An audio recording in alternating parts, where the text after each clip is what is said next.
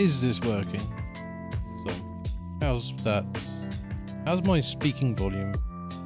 Let's turn that down a little bit.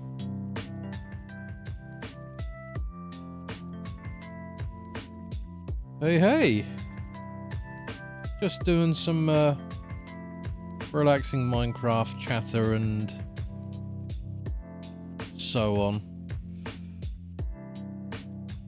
This is where this gets mildly amusing because people are gonna go, didn't you start a new world the other day? I did start a new world the other day, you are right. And then my old system went pop, so I've had to revive another system that someone else had that they claim was completely dead. And I now have a working laptop that works better than my last one.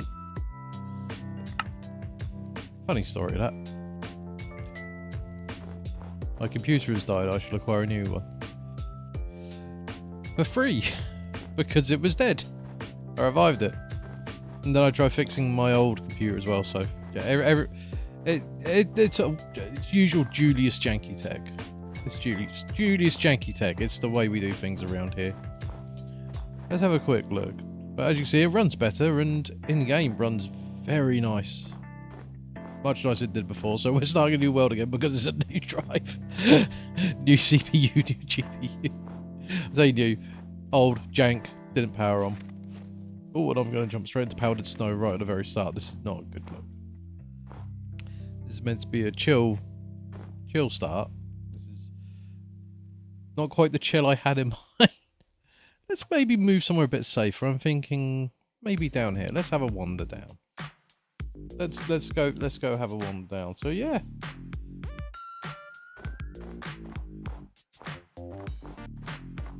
So while we wander down here, I'll tell the story about what happened. So anyone who knows my setup knows that I bought a very cheap laptop with a 3060 and a long time ago from a company that turned out was about to go pop. So that was grand. But hey, it was good value for me, so I didn't mind. Fantastic. Fortunately, because it's my lifeline to the world and how I communicate with people and everything, I think it's seen a bit heavy usage, and eventually it went not pop, but it struggles a lot more.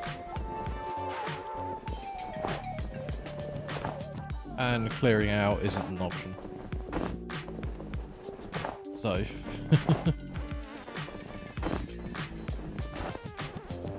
but suffice to say, it's definitely near end of life. Everything was getting glitchy. It was impossible to stream on. There were a few occasions I wanted to stream on it during my big absence, and I couldn't because literally it was just flashing. It was just like the screen was flashing constantly. It was unusable. But, you know, that happens. This is not good. Not a good situation to be in. But yeah, basically it didn't work for a time. Meanwhile, I had in my possession a laptop that needed fixing.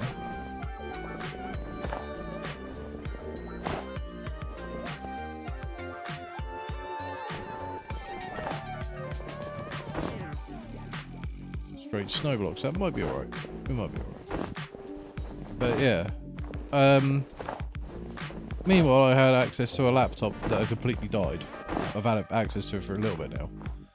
By I say completely dead, I mean wouldn't post, screen wouldn't come on, no post, no nothing. Like, it was dead. Dead. Completely. And I haven't obviously had the brain power or whatever else to fix it for months, even though it was, whatever. I just haven't been able to. But I gave it a try the other day because, I had a modicum of clarity, so I was like, you know what? We'll give it a go. Turns out, it needs to be treated like an old car from the 1980s with a choke. It needs to be warmed up for 30 minutes first. My running theory is there's a microfracture on the motherboard. Specifically, one of the traces has got a microfracture. And so, in the process of heating it, it's causing the microfracture to expand just enough in the heat to bond. And then it's fine, because obviously the computer's running hot because it's on. It's running hot. Oh, this is not good. So yeah. I now have a working laptop. Old brain Julius would have fixed it in 5 minutes. I still haven't technically fixed this. It's been on for 3 days. Because the minute I turn it off, it'll cool down immediately. I'll have to warm up again and all that. No, I haven't. In the old days I would have had this soldered. I can't even hold a soldering iron at the moment. That's sad, isn't it? All good fun. So yeah. So this is our new setup. You see it runs quite smoothly for streaming as well, which is fantastic. It means I can have shaders on and it looks nice. Yay! We're just gonna chill, we're gonna do some stuff. I need to chill. Once again, it has been a time. Always is. Life always is. You just take the good with the bad, that's all you can do.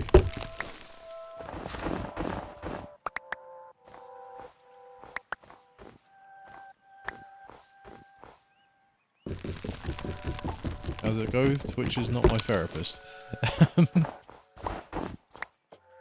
yeah, we're just going to set up a nice new little build. We're going to do it fairly chill. I think we're going to do some chill stuff. So maybe I can edit these down for YouTube. And just have some chill building. Something nice to have on. I don't know. We'll see. I might not edit these down. Who knows? It's a bit awkward with the background music, to be honest. That's immaterial. That's immaterial. So I think what we're going to do is, given the fact we've got limited light now, it's now 7. I could try and speed run through this pack. We're playing TMP Limitless 8 again. It's a big pack. I like it. We can do lots of things. We can do lots of chill things. I'm gonna get a bit more. I think what I'd like.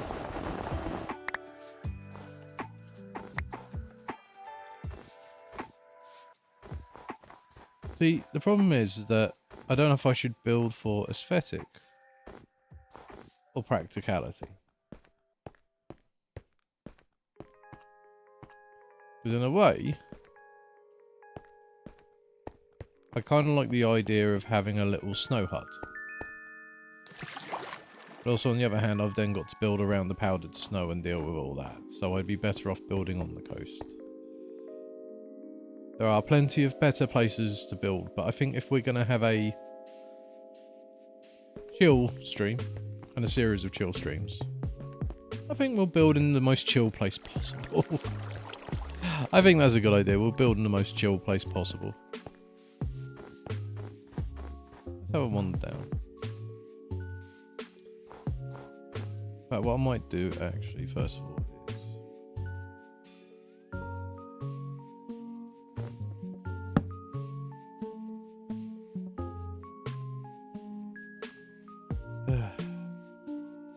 so we're just gonna grab some coal first because it's not going to be very chill if everything is getting angry at me rather quickly. I think we'll build a very temporary shelter for the night before we... Oh, Bunny, no! No, Bunny! Oh. Oh, Bunny! Oh. Don't be like your friend. Let's clear that off you. Oh, you're growing. You keep growing. Nothing happened. Nothing happened. This is just cursed. Actually, no, no, that's okay, actually. No, we can work with this. This is convenient. This is definitely 100% convenient. Oh, I'm streaming off the wrong account again. Oh no. Oh no. Oh well. It's an old identity, it doesn't really matter.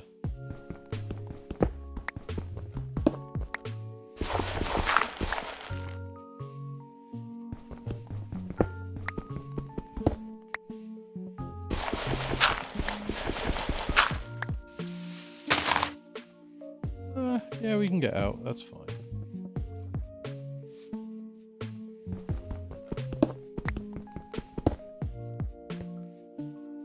Nice chill Minecraft to clear away the antisocialness and vibe a little bit before sleep.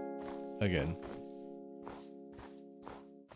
People are probably like, what do you mean sleep? It's like silly o'clock in the morning for you. Shouldn't you be asleep by now? I was asleep. I was. Fortunately, my body decided it wanted me up at 1 o'clock in the morning. As is unfortunately the way when you get older sometimes. Just like, hey, you know it'd be better than sleep. Not. No. We like sleep. We like sleep. Well, how about not? Just they're like, oh, please, no. No sleep for you. Alright, let's... I think what we'll do is we'll do some temporary shelter just here. I don't know why, but I vibe with this little bit here. I've got a good feeling about this. Got a good feeling. Just going to use one hole on this for now. I could set this up for, you know, speed run to get really high content really early on and just power through to the end and all that. I'm not really, I think I would like to do a nice chill run. So if anyone's looking back on this and going, well, you know, you could do this, yeah, I could. I'm not going to. I don't feel like it. Quite frankly, I don't feel like, you know, having to rush through stuff. It's a nice bit about Minecraft. It's one of those games where if you feel like you just want to have a world where you chill, don't take anything too seriously, you can do that. Or you can be like me and played Minecraft since maybe 6 months after launch, maybe a bit longer than that, I'm not sure. I still didn't defeat the Ender Dragon until 2017. It may have been 2016, may have been 2018. It was sometime around, no, it was sometime around then. But I hadn't ever faced the Ender Dragon. I'm awful with dates and whatever else, but I remember who I did it with. Because I had to do it with people. Which instantly rules out certain points in my life if certain people were present.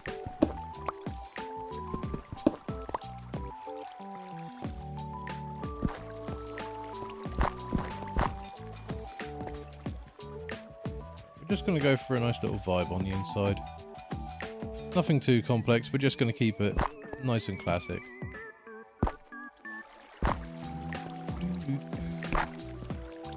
Just chill little vibe. I should probably add a door.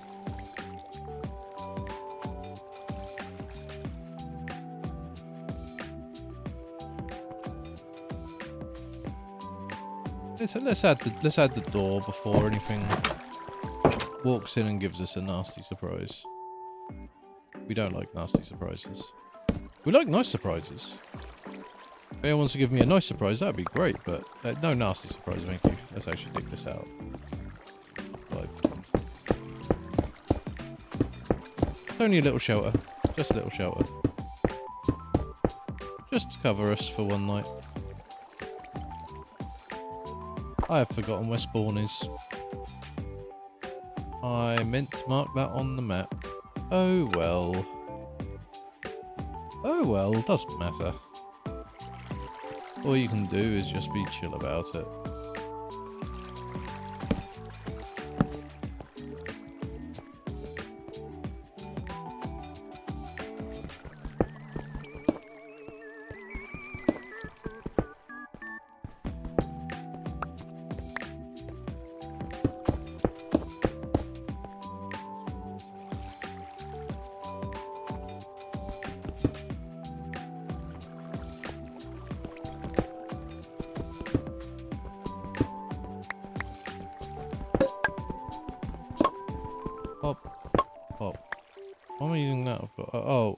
it's swapped it out. That's fine.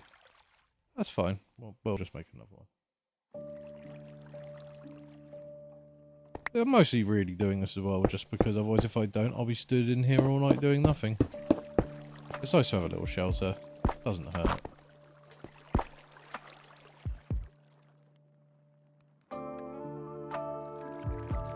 So again, what we're going to do, we're just going to do some chill play. So I think our next objective is going to be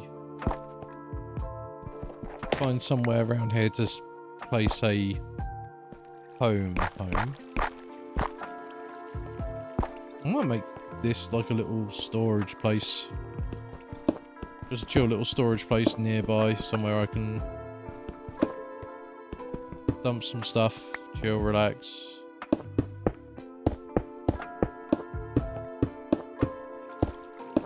Because I have a horrible tendency to hoard when I play this game.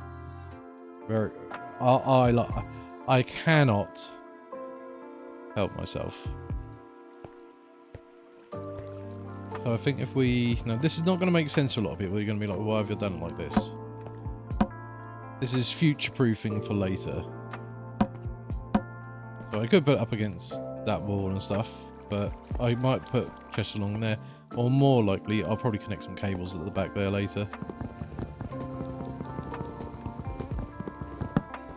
But yeah, we'll just, you know, crack on, chill. Probably do a sorting of these, really, but never mind. Awful lot of effort. Nice bit is, though, is that we can have cobblestone chains in this.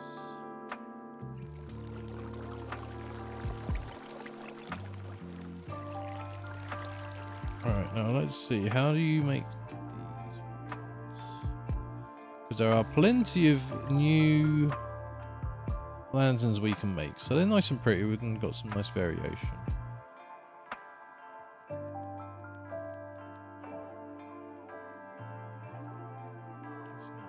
Is it just literally? It might literally just be...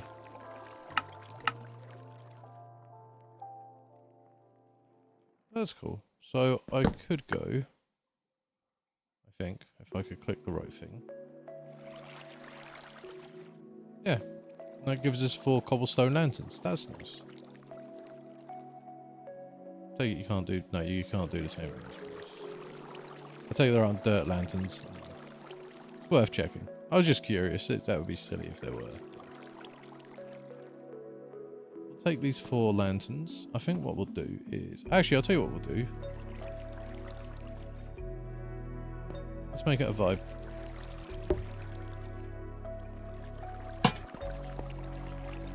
Let's make it a vibe. Put that there and that there. Just so it feels a bit... It's going to feel a little bit claustrophobic in here, but... You know. Maybe we should extend back. Yeah, maybe we should extend back a bit, actually. So indecisive. So indecisive.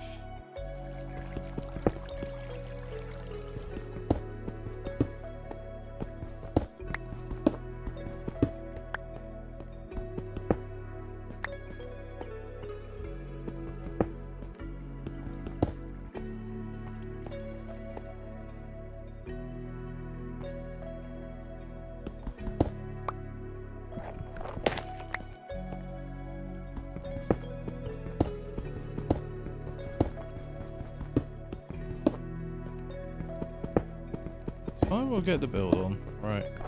But we will make progress with this. We will just get some stuff along. So life as always, we'll talk about some life stuff for a bit, why not? Life as always remains a bit interesting. There are things I can't talk about, things that have been not so good recently. Things where I'm disappointed and yet somehow strangely not surprised when I probably should be, but I'm not.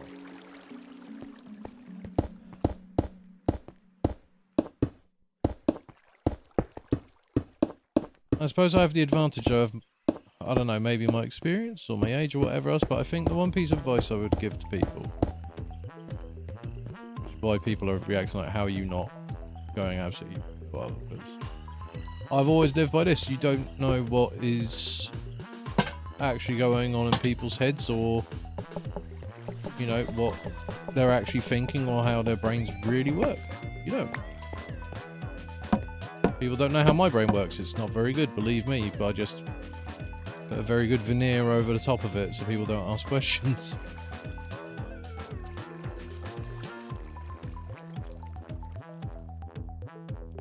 But we live in a very strange world. We live in a very strange world. And life has been strange, as it is wont to be sometimes. But as always, we move on. We move on, we do the best we can. Okay.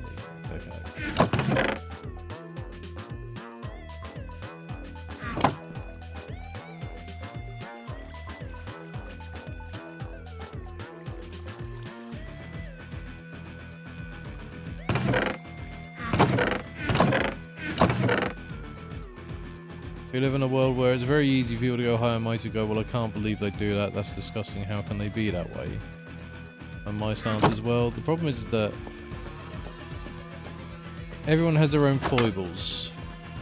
It just depends as to whether or not they can admit them or not. It is what it is. You cope, you try and, I don't know, maybe that's a bit pessimistic of me. But, you know, if you've had a long day, a long weekend, you're sick of people out, like, you know, or you feel like, you know, someone's done something that you wouldn't expect or whatever else, just remember, everyone does. Everyone does. Doesn't mean you have to feel good about it. But, you know, in my case it makes me positively, yeah, it's cynical, but you know, it is what it is.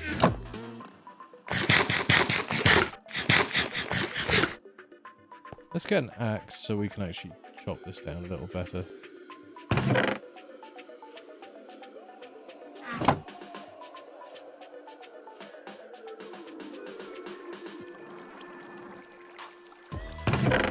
What are we doing? We seem to be doing alright. We seem to be doing alright. Okay. Actually, what we could do, one of the best things to do early on, which I always forget to do, I nearly forgot to do it again, because normally I'm overwhelmed, but I've got a plan. I'm really trying to think, I've been trying to think this before I came on, like just a few notes to remind me what I should be doing to take it at a more chill pace. But yet not still be lacking content later on. Spruce tree planter. Must plant a tree. So the nice bit about a tree planter is that set up correctly, that will keep giving us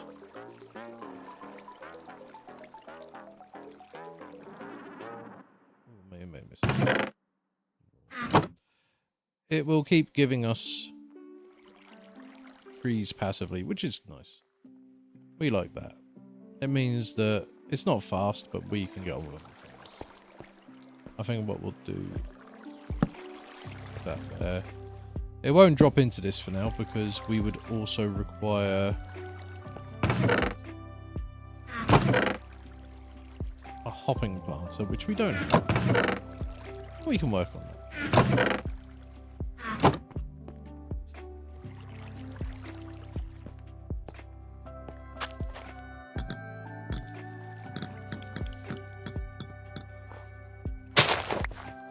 Let's gather some food. Do we have red mushrooms to go with the brown? Because I think we need red as well for mushroom soup. Let's do a bit of foraging as well.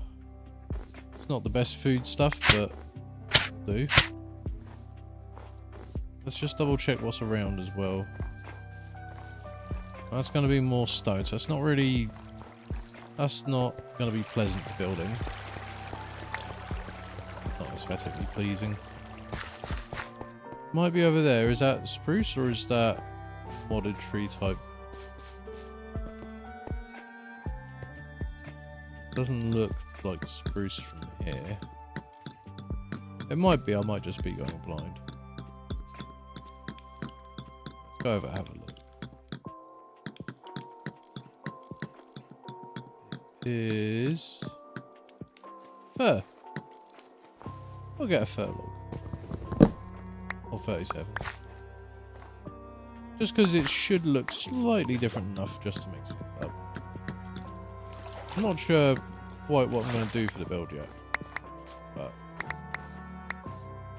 it needs to be cozy, whatever it is. Actually, this is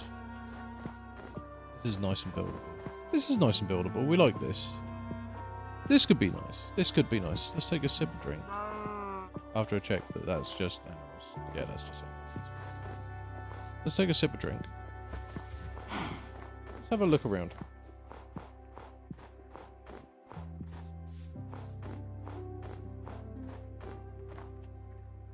We got plants there as well. I feel like the centre of the island here would be nice. Is that powdered snow? Yes. Get out, get out, get out, get out, get out. There we go. That's going to be a nuisance. Okay. So really we're going to want to build on that.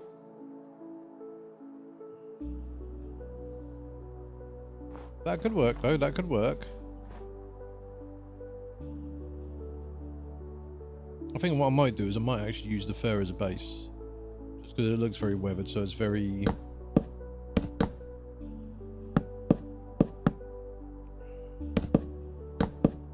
Yeah, I think I know what we're going to do. Look, let's mark this out. How big is this bit?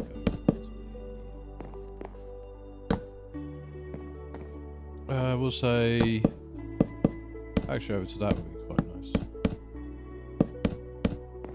So this is like going to be the outside bit, and the house is going to build around.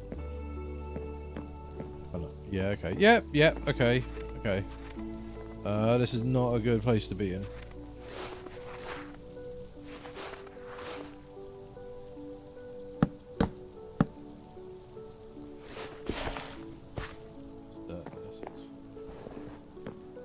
I can see this having potential. I can see this having potential.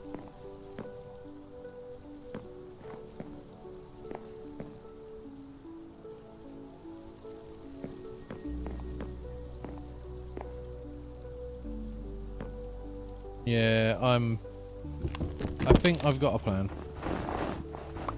Jump over to that. I don't trust that to be safe.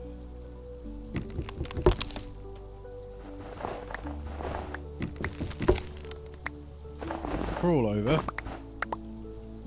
If I've misjudged anything and there's powdered snow, it won't let me fall into it at least. There's a neat little trick for you. So, with powdered snow, if you are crouching, you walk into powdered snow, won't let you go into it because it counts as a hole. So, there. See? Kept me out. Perfect.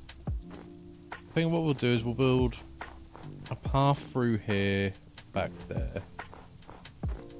I think that could be nice. I think that could be... That could be a vibe. That could be a vibe.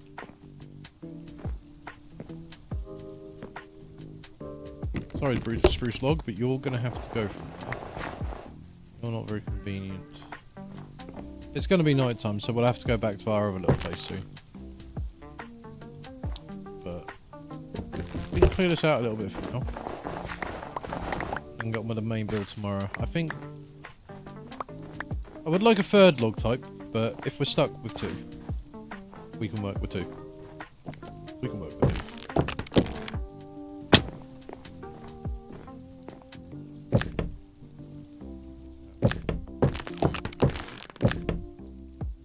Yep. Okay, cool. We got it.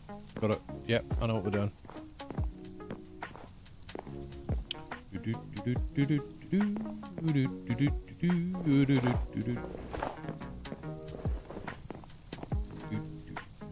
Let's see. Which is what I want the path made out of. We haven't really got anything that's good path material offhand, but I feel like it should be cobble or something.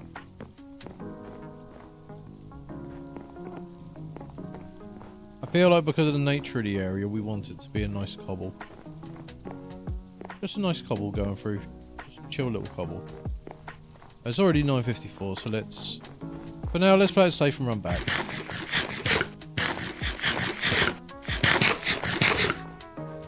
What we want to do eventually is have that little bit nice and self-sufficient. Be a later problem. Yeah, so we've got plenty of this here, but I just like the idea of having a little cabin in the woods. I'm not the world's greatest builder, so it's not going to look amazing, but we'll try and mix things up to give it some character.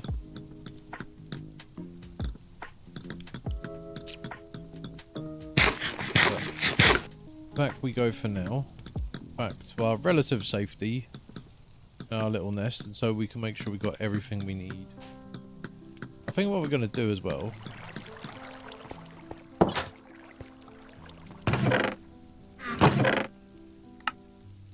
Let's just put everything in their correct places for now.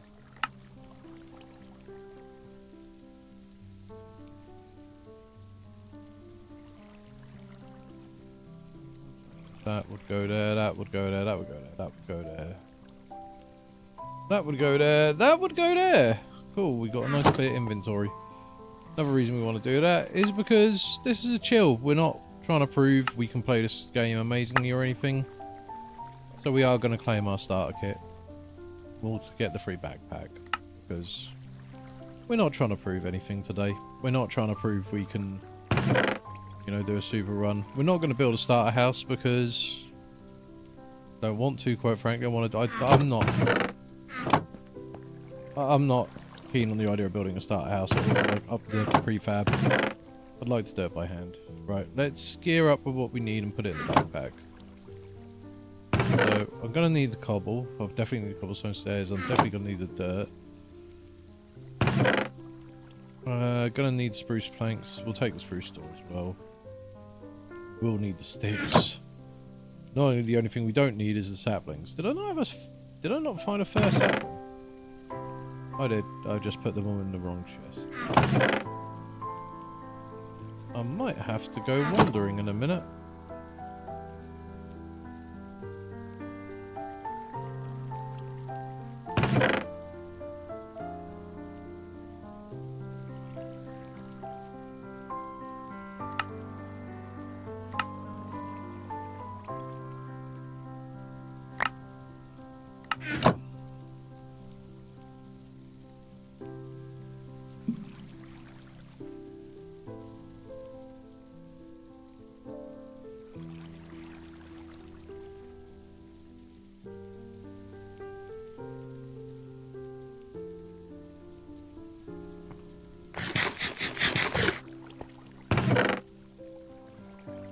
Let's just do this. There we go. It's always a bit early because, yeah, not much to do. Right, we'll go downstairs for a bit then.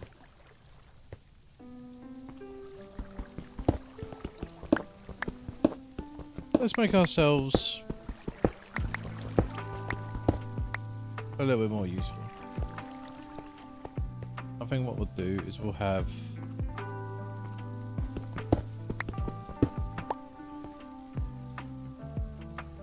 a nice cozy little space. See, a lot of people go, oh well, you know, you're using mods and stuff, that's a bit... I am a big advocate for mods like Ultimine in moderation, because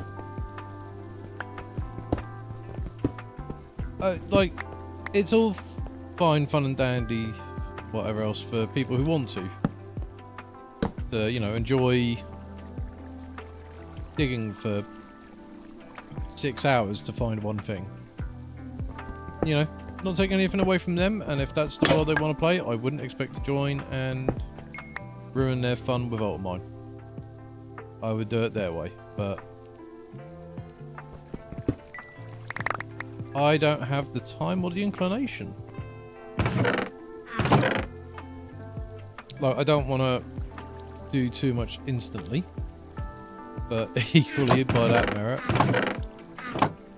I don't want to spend... Sorry, my brain was having a moment then. I don't want to spend 2 weeks just going after the same resources. That's not something I want.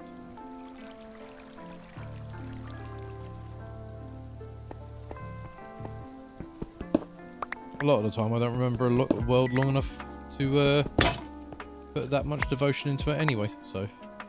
Right, I think we need to stock up a far bit on these pickaxes.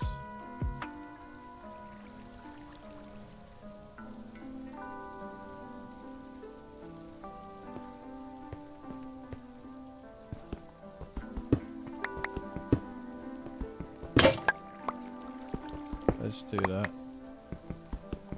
We'll take the tin as well.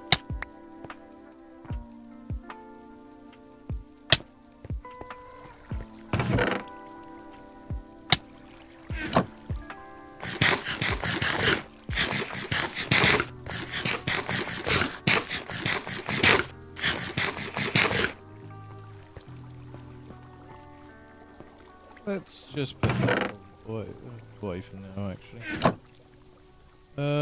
We'll keep the cobble. We don't want the tough. We're gonna need a fair chunk of coals. We'll keep that. The rest of it. We don't need the rest of you. Here you go. Oh, already? I'm really not paying attention to my pickaxe situation, am I? Oh dear. Alright, let's get rid of the unnecessaries.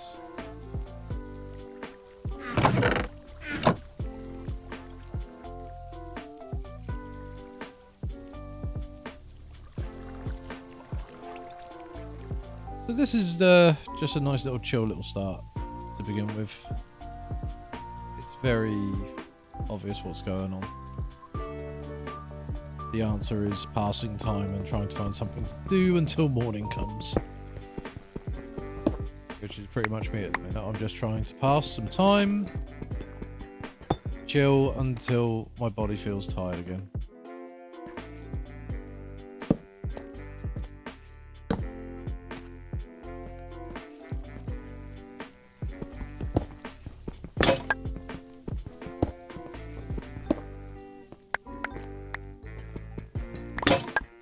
It's a funny old world we live in. Everything is always so high stakes.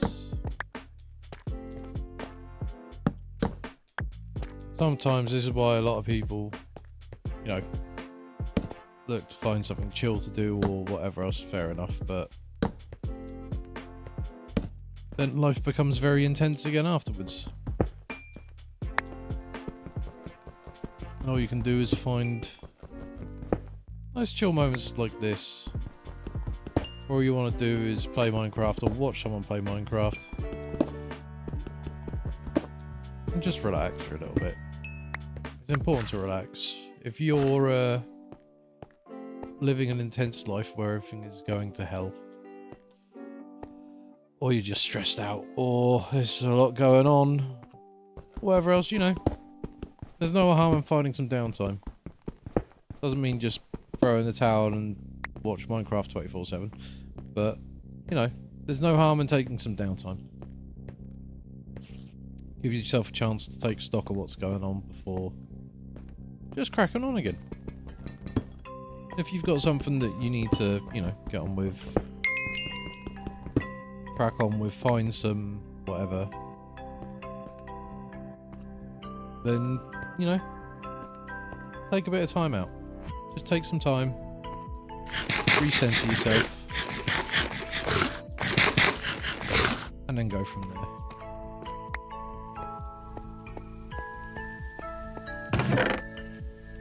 Take it from someone who has burnt their body out astronomically.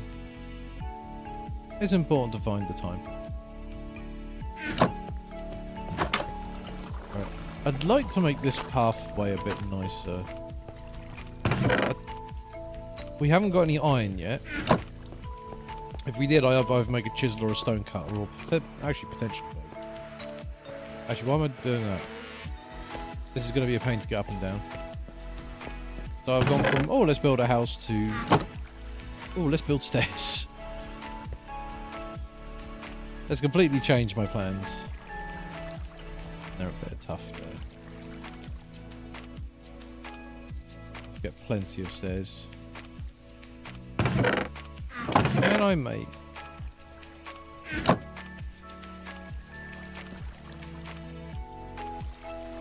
Let's just get them all, because I'm going to need more pickaxes as well. I'm burning through them. Actually, no, let's not do it with that one first. Can I make... No, you can't make a stone construction one. Well, stone pickaxes it is, and then I'll just place one set of stairs by hand for now.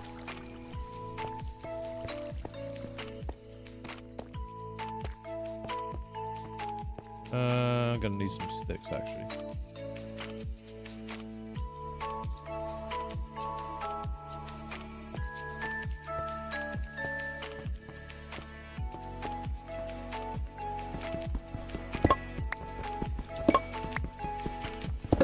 Three. Okay. Pop that.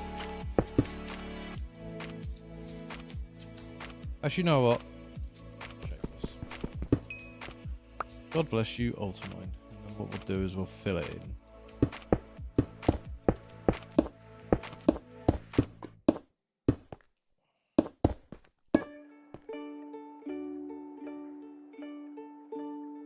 Oh, that's lead and lignite coal there. Okay. Must have missed what it actually was, that's fine. Let's get some torches. Light it up. See what we've got further down. Iron would be lovely. If, like, you know, some iron would like to appear. That would be nice. It won't appear.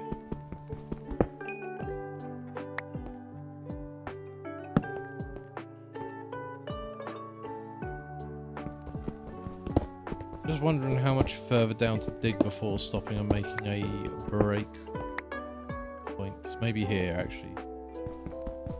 That seems to have naturally stopped there, actually. So let's take advantage of that. Apart from the fact, there's chaos all there, so that's very much in the way. In fact, everything is in the way. It's always the way when everything is in the way. So for those who like things a little bit more intense, the new version of Apotheosis has come out, and certainly in a pack like TMP or ATM, oh boy, the endless gateway is a challenge. So for those that don't know Apotheosis very well, I will explain very quickly. Essentially, Apotheosis allows you to reach a state of an apotheosis and become not quite all powerful, but certainly more powerful than most things you will find in the game. And that's been the way it's been for a very long time. Like, you know, you can really take advantage of it to put yourself ahead of most mods and ahead of most bosses in most mods. Until the latest version of Apotheosis, which came out just a few days ago. So in Apotheosis, there's things called Apothic Invaders. It has a system mod, which is Gateways to Eternity. They've just added gateways for the new tiers of Apotheosis. Oh boy. So I gear my character up so I don't have to have reaction time or anything like that. I just basically long range snipe everything as best as possible. In theory, I could be doing up to 10,000 damage, which, if you know Minecraft, you know that's... A Warden has 300 health. 10,000 is beyond anything you need in the base game. And beyond most mods. Before taking into account things like armor toughness and so on and so on.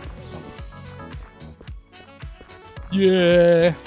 Apotheosis, let me pull up here. So, pardon me, I did burp, I do apologise. Apotheosis adds this: Endless Gateway of Apothic Invaders. So every 3 waves, minus 25 max wave time, minus 5 setup time. 25% health, 10 armor, 3 toughness. Yeah, it's not good. You'll notice wave 100. Plus 100% max health, 1 signal of supremacy. I've got to 97. 97 has mobs which are on... Oh, I'm going to get this wrong now, was it? 300k health, I think, I was facing? I can't even remember. It was in the hundreds of thousands of health. Like, I have never been at a point with Apotheosis where if I've chosen to do like a deity tier setup, I can't muller things in 2 hits. I'm very good at abusing numbers. Oh, actually yawning, that's good. I'm very good at abusing numbers, joys of being a retired maths lecturer. Yeah, no, that doesn't make a difference. Not if you don't super plan it out. So things are coming in with, you know, 5,000 protection pierce, hitting me for over 1,000 damage. I'm like, okay, this isn't good. Doesn't matter what my armor toughness is or my armor. It's punching. It's punching. It's hitting hard. I'm struggling to break to wave 100. I've had to actually, in this mod pack, also disable Cardiac. So Cardiac, if you don't know, drops hearts for you to pick up when you kill a mob. It's fine when they're dropping 1 or 2 hearts, which are relative to their life. When they're dropping 100,000 hearts to recover your health, yeah, it's a problem because those hearts are all particles that go everywhere. You can't disable them. Oh god, I wish I was yawning and I was actually tired, but I'll lay down and I won't sleep. Oh, I'm doing that thing where I'm wandering back and forth again. But yeah, no. The latest patch on Apotheosis is rough. It's the first thing in Minecraft I've ever come across where I've not walked away going, actually that was a lot easier than I thought. I don't know why I've put this off. I did it with the Ender Dragon. I killed the Ender Dragon really easily because it's like, you know, I've been playing this for years. I'm overgeared for whatever else, even in vanilla. Like, you know. It's like, oh, okay, so the Ender Dragon half as tough as it ought to be. No, this is pretty rough. It's pretty rough, and you've got to make sure your mods are set up so you don't lag out every wave just because you've killed something.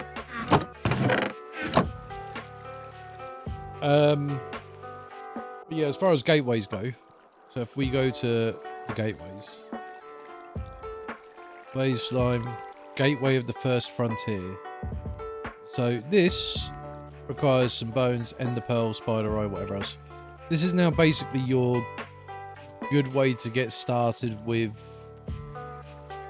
Apotheosis. So if you want to do Apotheosis and you ever have trouble because, you know, it's very hard to make progress sometimes because you can't find what you need, that, you know, the one piece of armor you need to go to next tier or whatever else, or it's all being a bit weird, this is your way. And each one, so if we go for the First Frontier, that drops 8 time worn fabric, you know,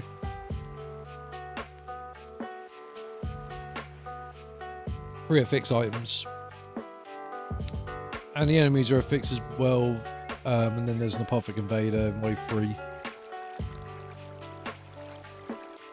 So at some point might go for it, but each one also, and this is a nice bit, it does require the world tier.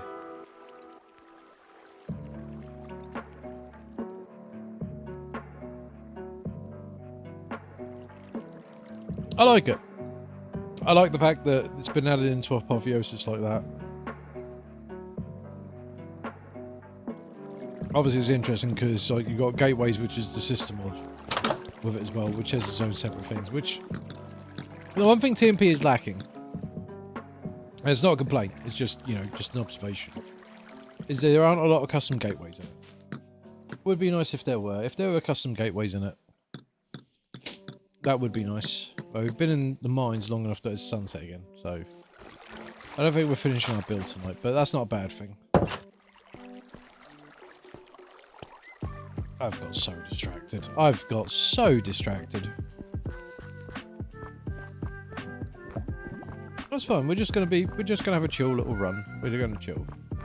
A lot of it's about the banner. Anyway. It's not even about. But I will be honest. At the moment, streaming is my escape. I should go play Red Dead RP or something, but I don't know. I keep wanting to get into it, but I think my anxiety is just that little bit too much for it. I feel a bit apprehensive. I joined briefly. I got overwhelmed and. You know, I can chat for England on the stream. I can chat for England on the stream. But interacting with other people at first when you don't know them. You know, sometimes you just got to rip that band-aid off, I suppose. Yeah, I know, but... sometimes it's very difficult to get started. Especially when it's an established community and you're like... I want to get involved. There's a specific community I want to get involved with because my friend... is involved with them, and it does seem very cool, but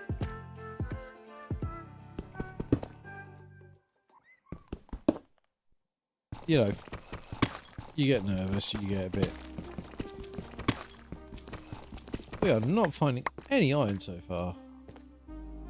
Where is my iron?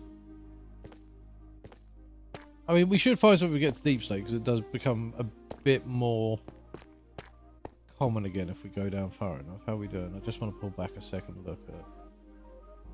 We're not doing too bad. We're not doing too bad.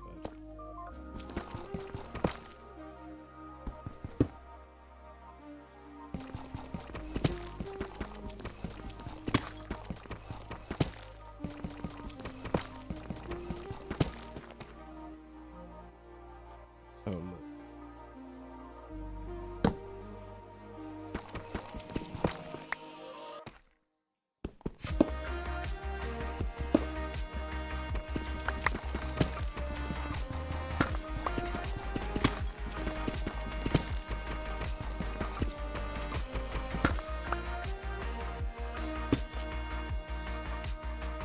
Is that where my... yeah, that is. So we're going to have a gap running underneath the stairs. Whoops. Oh, well, it's fine. Not a problem. It's character, maybe. So let's get this going.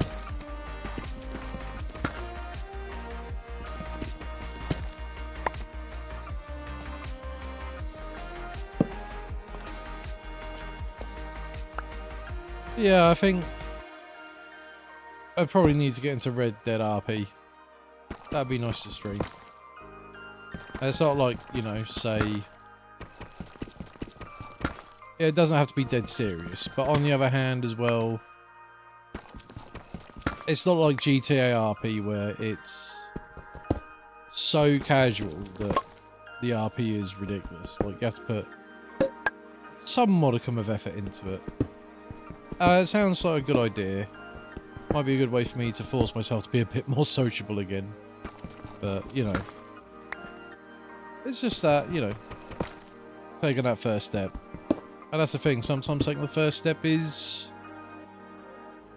the hardest thing to do. Even if I took that first step a while ago. And then pulled back because I was like, God, no, I'm too uncomfortable.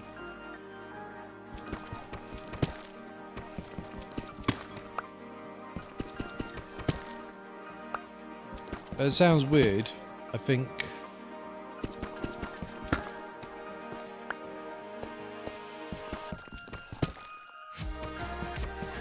It's one of those things where, because I've stepped back, I've, you know, I am terribly uncomfortable with this. I'm actually now more comfortable with the idea. Very weird. Very weird.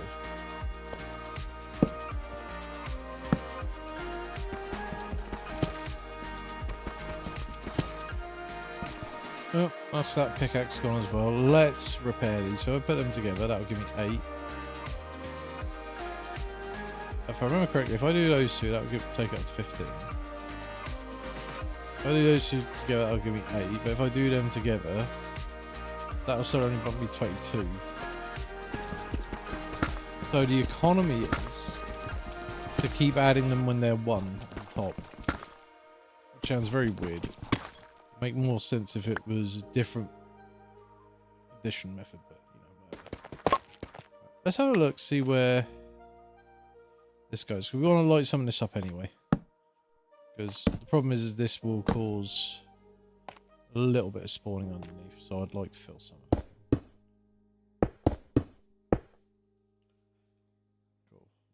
Cool.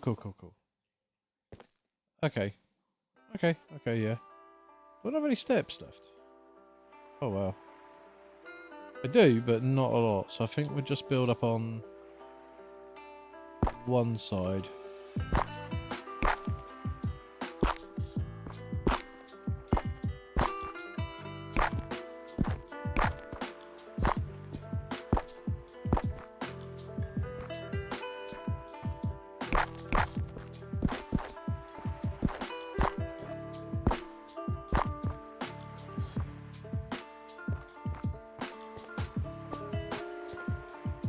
That is not... Oh no! Oh no, I've messed up. That's... Oh no. Oh no. Oh, Julius, no. Okay, that's fine. It doesn't need to be equal. It'll just bug me a little bit. It's meant to be a chill stream. We won't be having any scary noises. Thank you. Let's just have a look at the map as well. Let's see what... Let's see what we got on the map. We got a little grove bit there. I don't know what that is. Is that my stairs? That's my stairs. Oh yeah, because I'm up here. That's fine. So we got a little grove there.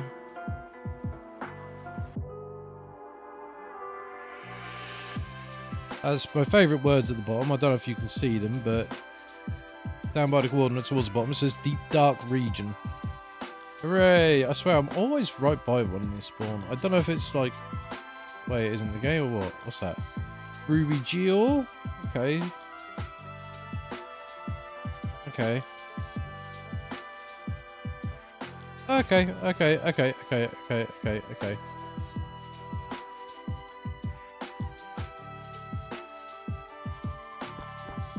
Okay.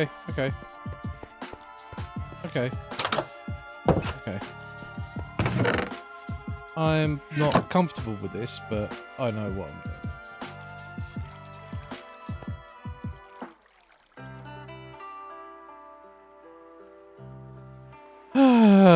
Right, let's get this going.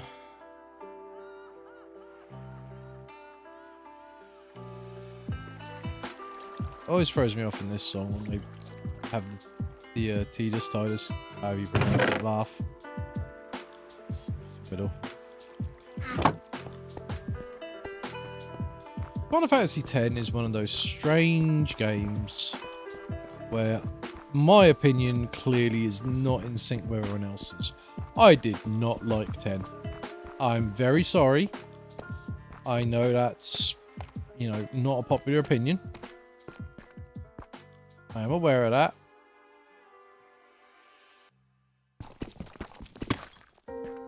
I did not like 10 one bit. Just didn't. Just could not get on with it. So, everyone used to complain that... I feel I've had this rant before.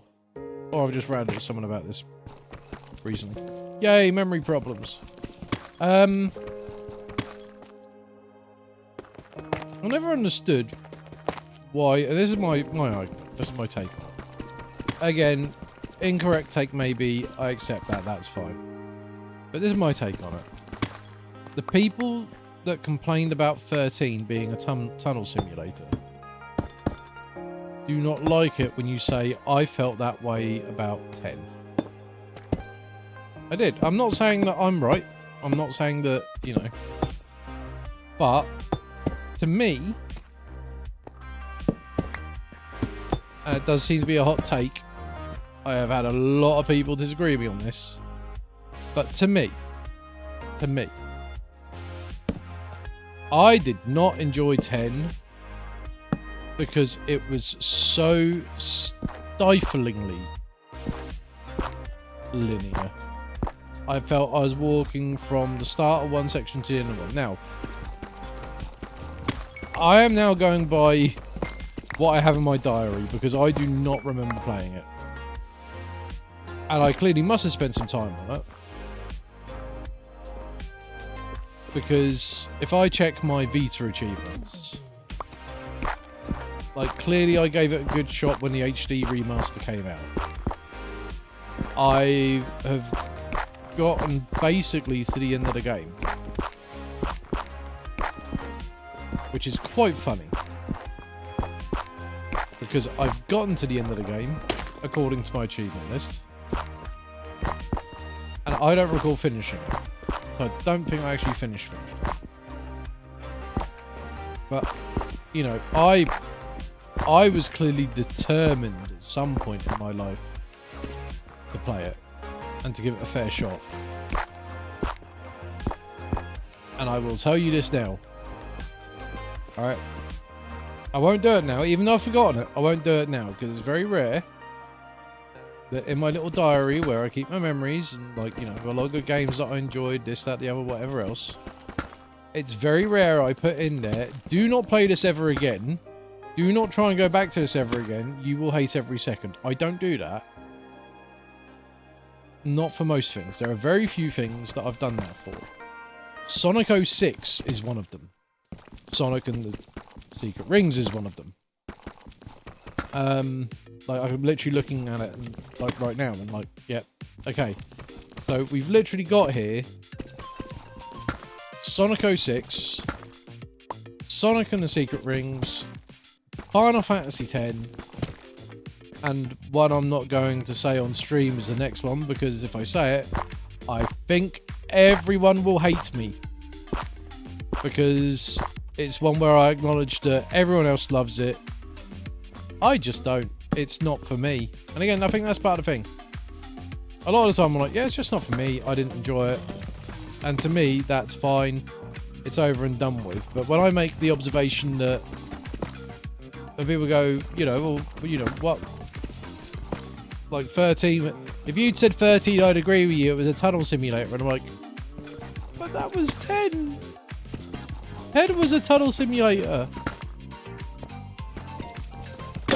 Yeah, I have admittedly some hot takes on games that I don't think were much fun. I will absolutely accept that. Alright? Like,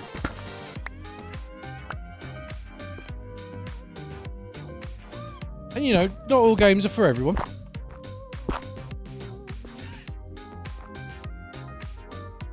And that's fine.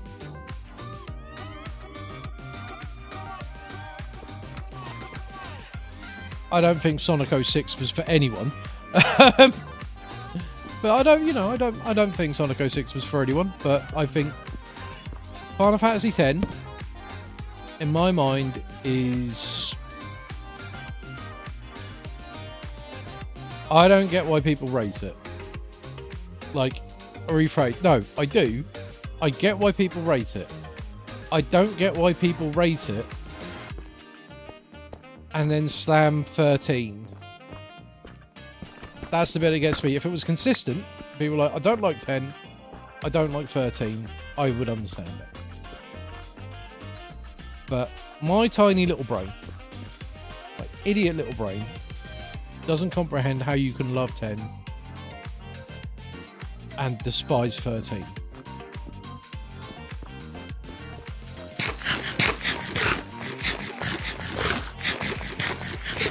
Like, it's beyond me. I do not understand it. I don't get it. Much the same way that I don't get how people enjoy Spider-Man, which I know is a terrible take. I know it's a terrible take. But I really didn't enjoy it. I did not like the Spider-Man game. And the worst bit is, I can tell you exactly why now. I can't even remember playing it. But I can tell you exactly why. I can tell you exactly why I've got it here in my little diary. Do not play this game ever again. It is that form of combat, gameplay and everything that I don't enjoy. Like, I don't like how... To me, and again, it's to me, it's not... This is not me saying that this is how it is, you know, for everyone. But for me, I found it a bit wooden.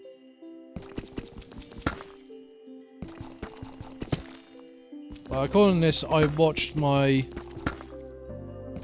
then girlfriend play it. I enjoyed watching it. Like, I've literally got it said it. Like, I'm not going to say the name on stream, but watch X play it, never play it yourself again.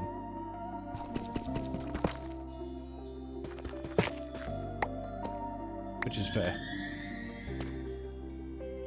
My takes on games are not valid. I appreciate that. No, I appreciate that. I appreciate that my take on games is not valid at all. It's just, again, it's personal preference. It's just personal preference. I think I've got to the point where I think this doesn't help. There are other games that I don't enjoy because they add arbitrary time limits. This is why I've struggled with things like time-gated content, things of that nature. Like, I don't work that way. Like, whether it's, you know, there have been multiple reasons for it to not, my brain to not like that sort of content. Sometimes it's been because not being funny. In my old life, where I was masking and pretending to be someone else that I wasn't. You know, I was working, you know, 5 days a week, and then maintaining, you know, a life and doing this, that, the other, and work. And God, my old work shifts used to be, bear in mind this is in lecture, college, and my old work shift used to be what, 8 o'clock in the morning till 9 o'clock at night. And I'd still be spoken to patronisingly if I went on my way to turn up to a rare meeting. A part-timer, I didn't have to turn up to meetings no matter what they said, because it wasn't in my pay schedule. So, like, you know, I could turn up to X number of meetings, but not Y outside of my work pattern without being paid. And I was very funny about that. You're damn right I was funny about that. Because I was finishing work at 9, and if you know anything about lecturing, you finish work at 9, and then you actually finish work at 9:30. To the point that the cleaners used to find it quite funny. They'd always have to shoo me out of the building because I'd be dealing with student queries until, you know, the cleaners were like, come on, okay, you need to go now. I'd been locked in the building before because of how they did it. I was talking to students until 9:30, 9:45, going over their concerns and whatever else. Coming up to exam season, they were getting a bit, you know, antsy and whatever else, which is fair enough. So I, you know, stayed behind and had a chat with them. As you do. Grisham, no, you got this. It's okay. You can, you know what you're doing. You can get through it. Blah, blah, blah, blah, blah. Just make sure you have this. You know, we had a good chat. You know, what to do with exam nerves. And I was like, you know, this is what you do. And next thing I know, me and I don't know how many students it was now. I can't even remember who I was talking to. I can't remember. Not that I named them on the stream, but I can't even remember what students it was, the name or whatever, or how many. But we're all locked in. All locked in. Which was awkward. I can't remember what I was talking about. Oh my silly brain. Silly brain.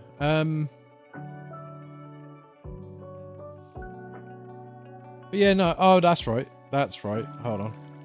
I think I recall. Yeah. But accordingly, like, you know, but when you work jobs like that, when you work a job where you eventually you either get promoted or you burn out, it goes that way. That's how it goes. I unfortunately did the latter. So I didn't want to go for a promotion.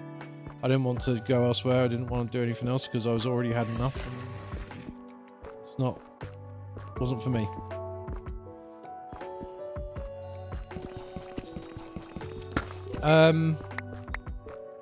Nature of jobs that were coming up just weren't for me, which is fair enough. Yeah, I didn't have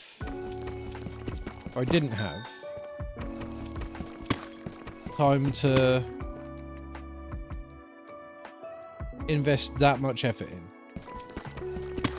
Like, I wanted to play a game, be like, that was a good experience. I don't need to feel like I've got that. Is it? I was talking about constraints and pressures and whatever else. I don't want to be like, okay, cool, so I've got exactly this much time to get this done. I've got to have this road mapped out in order to get all this stuff that I want to get out of the way. I have a real problem with games like that. Same as I have a real problem with games which don't respect time.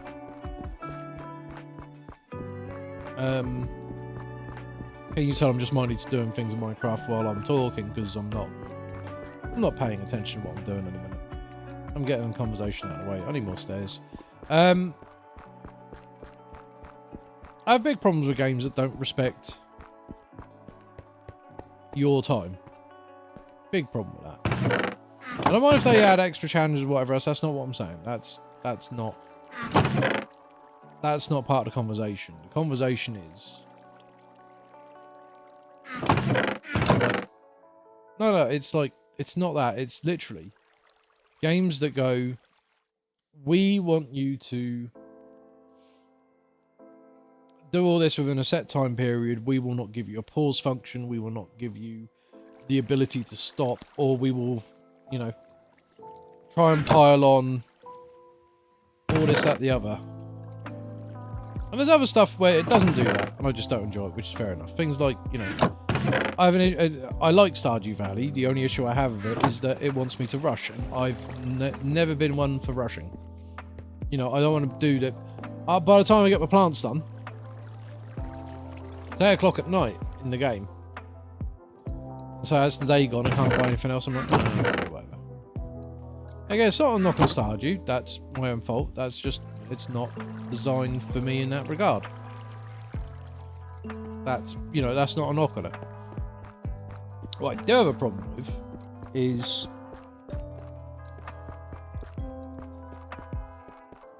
where the game doesn't respect that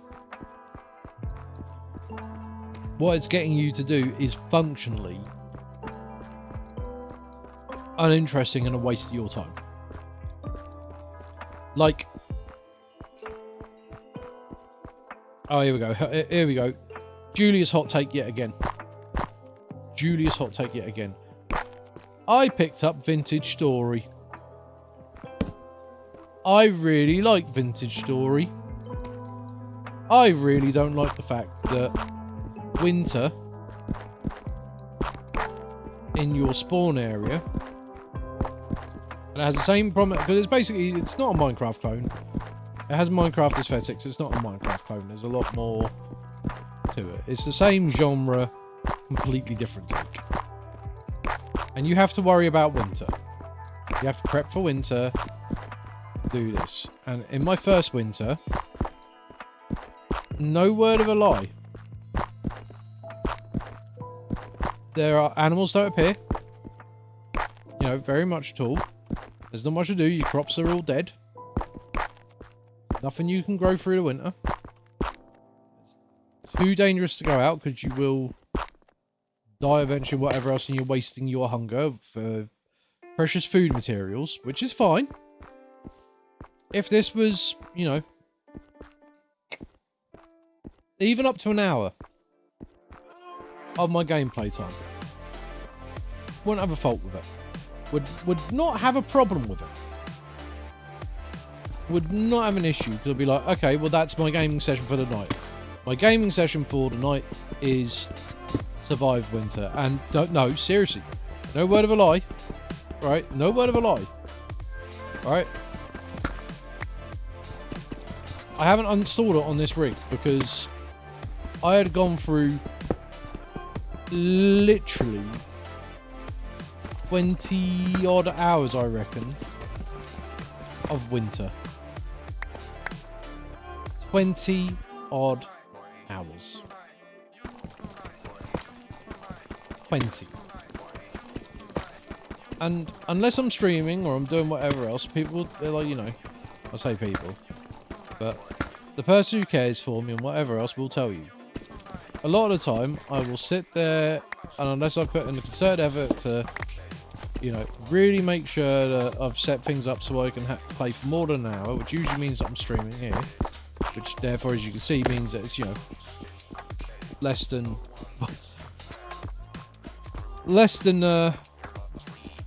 once a week on average these days. I don't sit and I don't game. It's not like that because I can't, because my brain just doesn't. It just doesn't. Sometimes I'll sit and I'll chat or whatever else to people on Final Fantasy or whatever else. That's a bit different. I'm not gaming, I'm just engaging in glorified chat room. But actually concerted mental effort gaming, which Minecraft isn't. Because I was digging a line there and I got to bed rock. I'm like, oh. But Vintage Story requires you to really focus on it. And, you know, no respect for my time because I'm just there like, it's been 20 odd hours.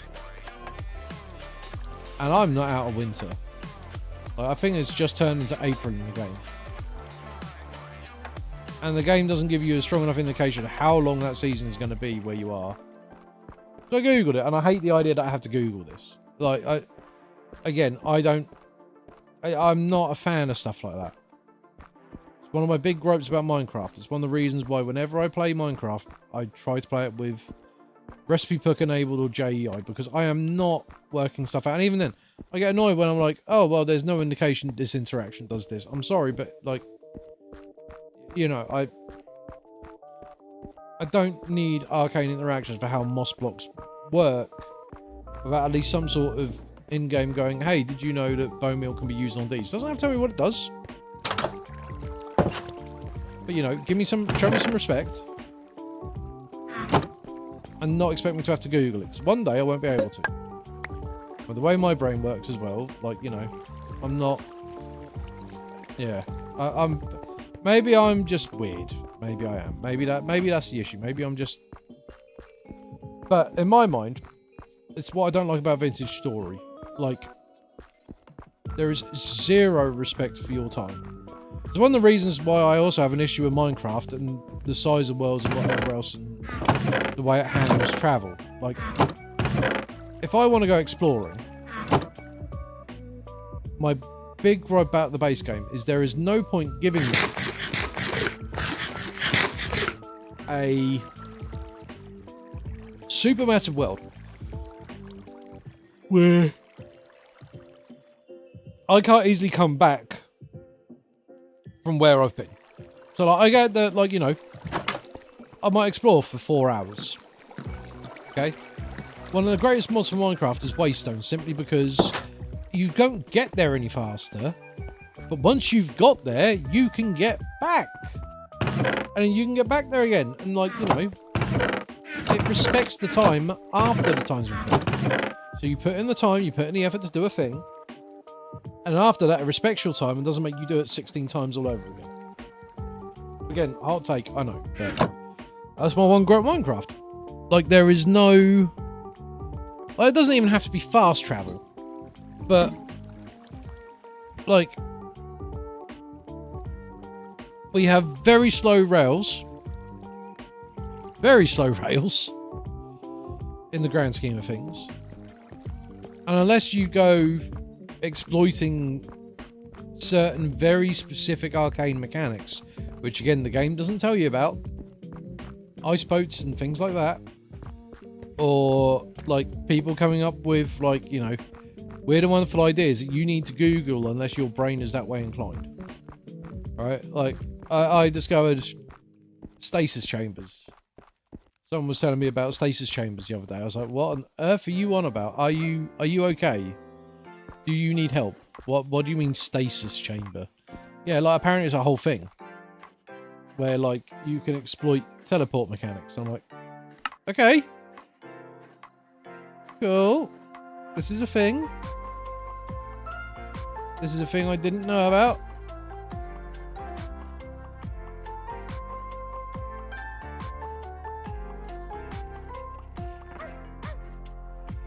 Granite gear, aluminium gear.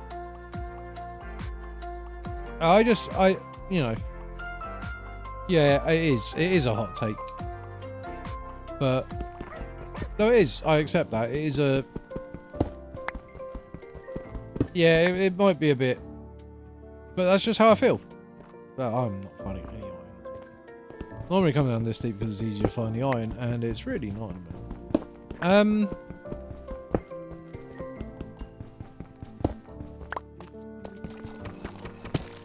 Yeah, I accept. No, I fully accept. Like, you know, but I'm sure, like, you know, it's very rewarding for people who like it, whatever else. And that's my gripe with Minecraft. And the thing is, I can mod it out, and it doesn't affect anyone else's gameplay. I don't use it online because I don't play online with people for the most part. And if I do, we're very close friends, usually in a mod pack. They get bored after a month, and I'm the last one logging on, and then I get sad. Anyway,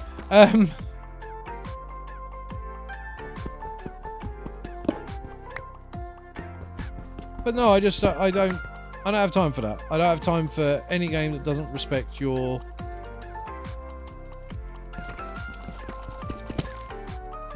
You know.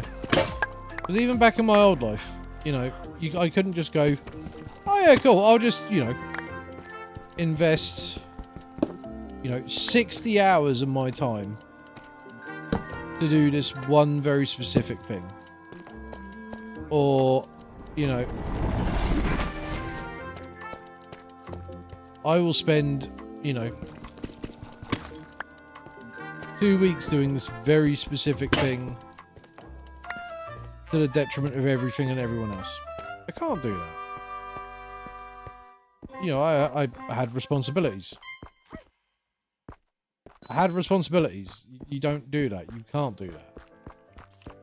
I don't like the fact that even back in the day, people go, oh yeah, when it was like that back in the day. You just go, no, it wasn't. No, it wasn't.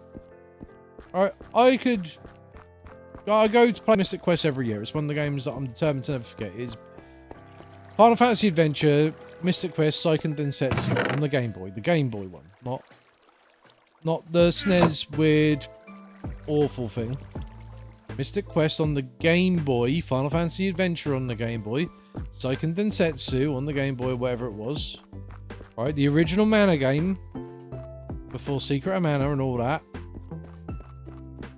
Alright, absolutely respects your time. Battery, backup, save. Anywhere. Do a section, take 20 minutes, save, done, out. We've come away from that, which I find quite funny. In modern game design, we've come away from the idea that you can just pick it up, play it, put it down. It was easy. It was easier to do it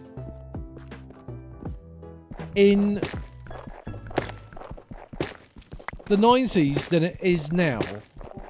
This is the world we're in, right? It was easier to play, you know, Mystic Quest on the Game Boy. Go, I am doing this. Cool. I need to put this down because, you know, I'm 10 years old. I was going to say I'm 10 years old and I need to do homework. I didn't attend school. I have no place to say that. But if I did,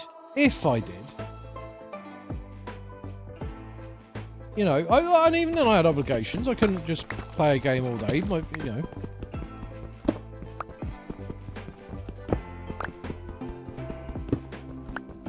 I had stuff I had to do. I had church on a Sunday or whatever else, you know. All those things you did back then. Like, I could save it and I could put it down and I could walk away. I didn't have to earn my mother's ire because I'm like, oh, I can't save here. Next save point isn't for another 45 minutes. My only bugbear with Nier Automata, but I get that's an art piece. The first area where it's like, well, you go back up, back off to the start you go. Spoiler. Oh, go away. You. That's the point. You're not a human. You are a bot.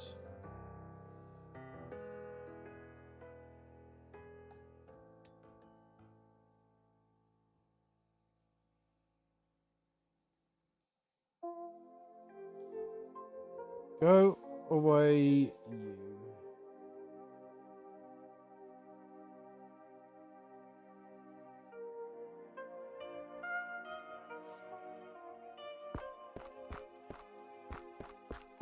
It's odd. We live in a world where the game design now is very different. To the point that, you know, there seems to be a lot less respect for your time. Which I find so funny. Like, there are so many things that started doing it again, where it's sort of like, oh yeah, cool, you can do all this, but by the way, yeah, you are locked in now for the next 40 minutes, because here's a 7-minute cutscene, here's however long of this, that, the other, whatever else, and all that sort of stuff. Right? Mind blows. Mind blows. Alright? Like, you gotta show some basic modicum of respect for people's time. If your content requires someone to put in a minimum of an hour with no saving, no way to, you know, do this, that, the other, or whatever else. And Lord help me, but there are so many games now which don't have proper pause functionality. Alright? If your game, I'm doing it again, I'm talking, I'm not thinking about what I'm doing. I've got no pickaxes. Why am I here? I can't do anything. I literally can't do anything. Because I'm not thinking. I'm not thinking. I don't think. That's part of the problem. I can do one thing at a time and I can't do the other thing. It's just funny.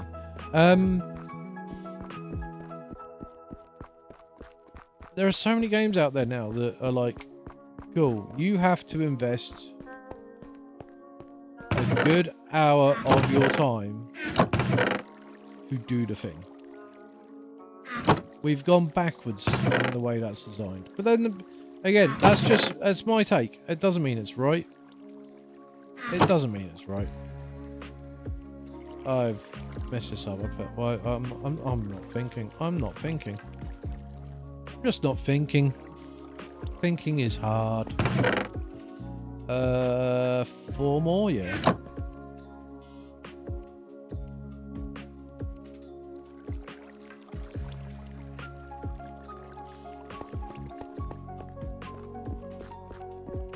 Oh, I haven't eaten either. Oh, for God's sake, I am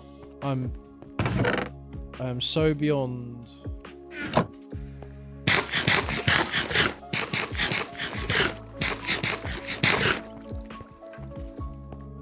Right, let's just crack on.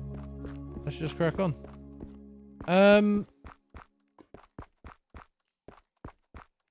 Where was I?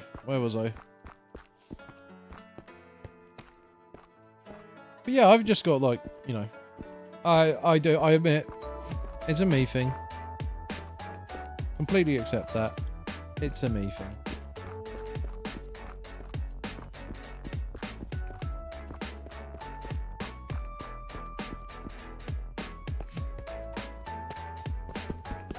I just have no patience for the amount of game design that expects me to overinvest. If I have time, I'll do an extra ring. But the problem is that it's almost symptomatic of the problem of trying to keep people highly engaged with your title in an industry when there's new stuff coming out every week.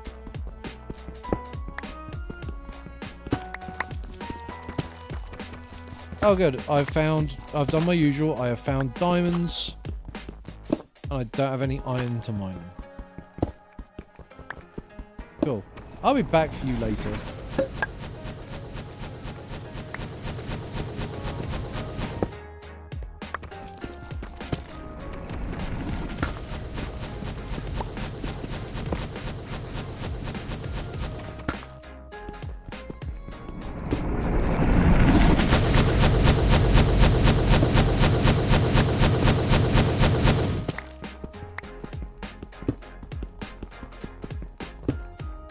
Let's get a torch up. I don't think I'm gonna find anything I need. How frustrating is that? Oh, good, gold.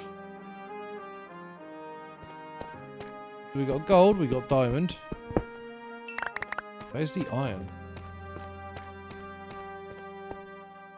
Where's the iron?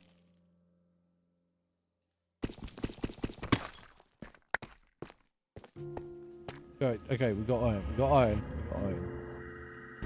We got 2 blocks of iron. Ain't that... Oh!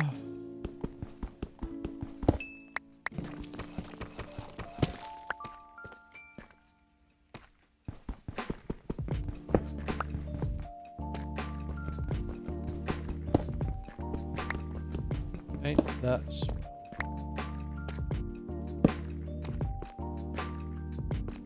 Yeah. Suppose the alternative, if you can't make people buy your micros, is to charge a metric ton for your game. I have been looking at the new Sonic game.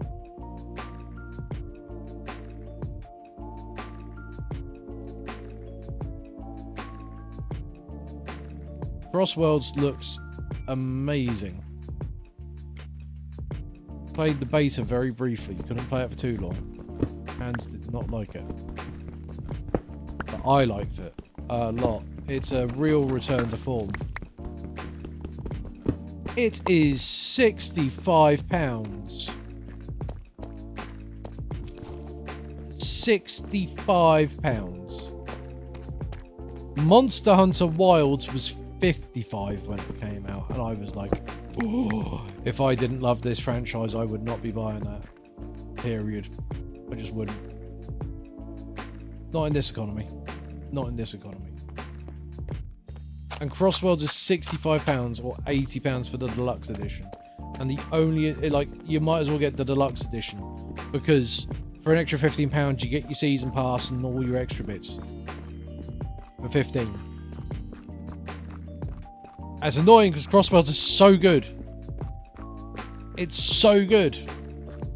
I think it's a real contender for not necessarily, like, you know, true game of the year, but most fun of the year, like just pure fun. It's fantastic.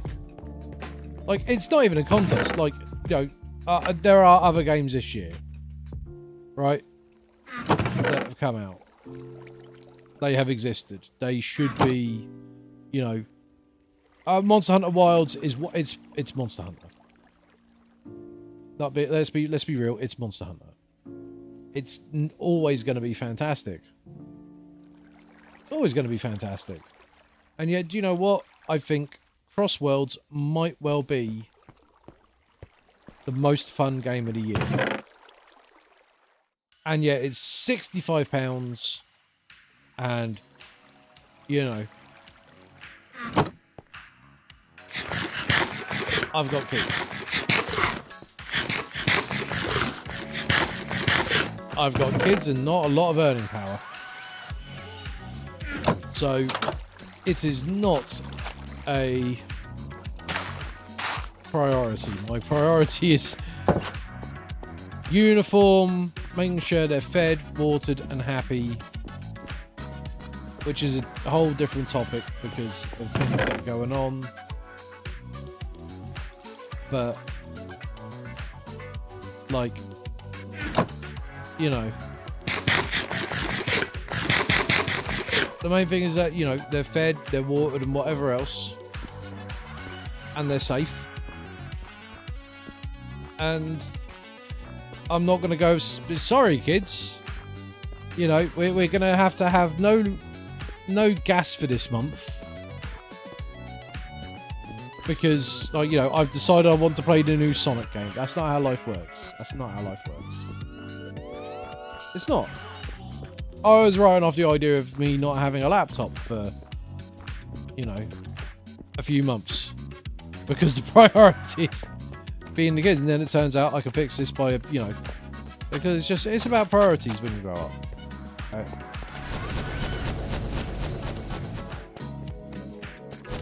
You know, I've still got my PlayStation Vita, greatest handheld of all time. Worst case scenario, I just have to try replaying Final Fantasy X on that. You do. I've got enough possessions now that I don't need any more. I'm very fortunate in that my old life, you know, I acquired my PS Vita, I acquired my 3DS. I've got a PS4, I don't need a PS5. I can go down to CEX tomorrow and buy games that are perfectly good for £3. Like, you can literally go to CEX tomorrow and buy Fallout on the Xbox for £3. I think Skyrim is a £5 or something stupid. Right, because, oddly enough, one of my friends did that the other day. They love Skyrim. Absolutely love Skyrim. Right? They said, you know what? I'm going to, you know, I'm getting a hankering for it. I was like, well, why not just pick up an Xbox? I was like, what? Yeah, we like £3 in, like, you know, CEX now. Like, if they've got access to an Xbox One, they're not very, you know, but, you know, they've finally got hold of an Xbox One. I was like, fine, you know, for a tenner, you can pick up some very solid games in CEX. And, you know, I'm not spending £65 that I don't have. And even if I did have, you know, just that little bit extra, I don't think I could justify that. I honestly don't think I could. Not on that. It's not something I think I could keep going back to day in, day out and have something to do. Right? It's something I could go back into every couple of weeks. It's No Man's Sky. You go in, you have a week of fun, you go, that was great, I'm going to leave it for a couple of weeks now, not burn out, and come back to it later. Right? Or in my case, you spend 2 weeks you spend 2 weeks to get 2 days worth of gaming done. By 2 days, I mean like 4 hours. But no, I think that price point for Cross Worlds, I mean, it's not a mistake.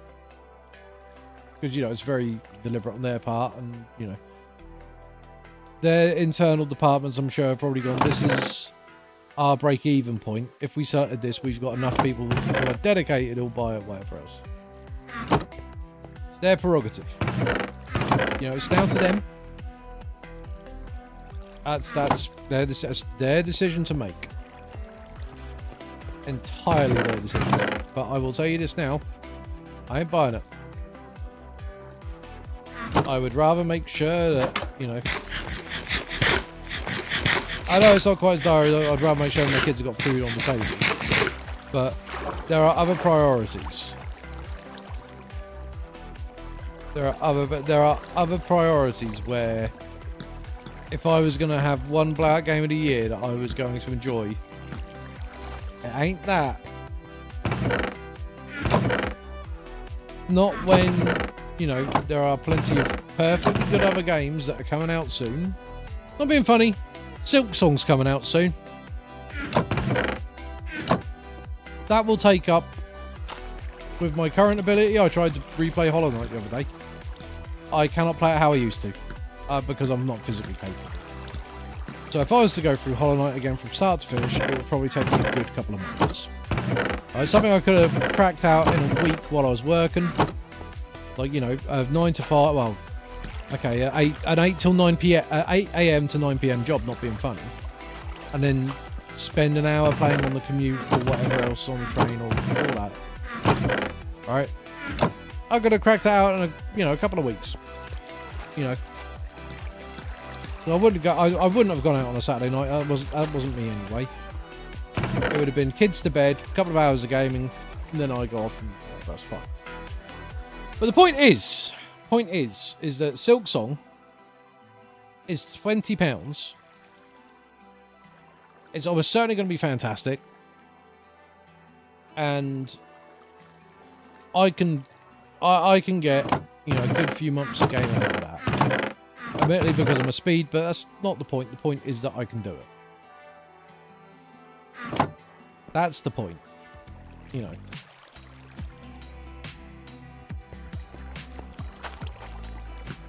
Whereas, I love Sonic. Anyone who knows me knows I love Sonic. I mean, you've just got to look at what my VTuber model wears to know that I have a soft spot for a particular character. I am not spending £65. No chance. I am definitely not spending £80 of that, you know.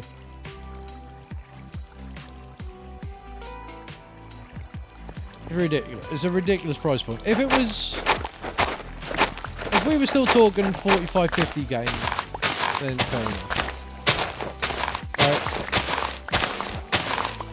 And people go, you know, it used to be more expensive in the old days. You're right, it did. It did. And that was when the economy was very different. Well, I don't. But on the positive side, I wasn't really paying attention. But at least now I know where spawn is.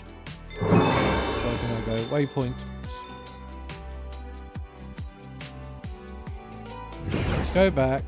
I should have been paying attention. I was so busy ranting, I didn't even notice I was being shot. That's... Right, you see. It's not very chill, my guy. This is not very chill.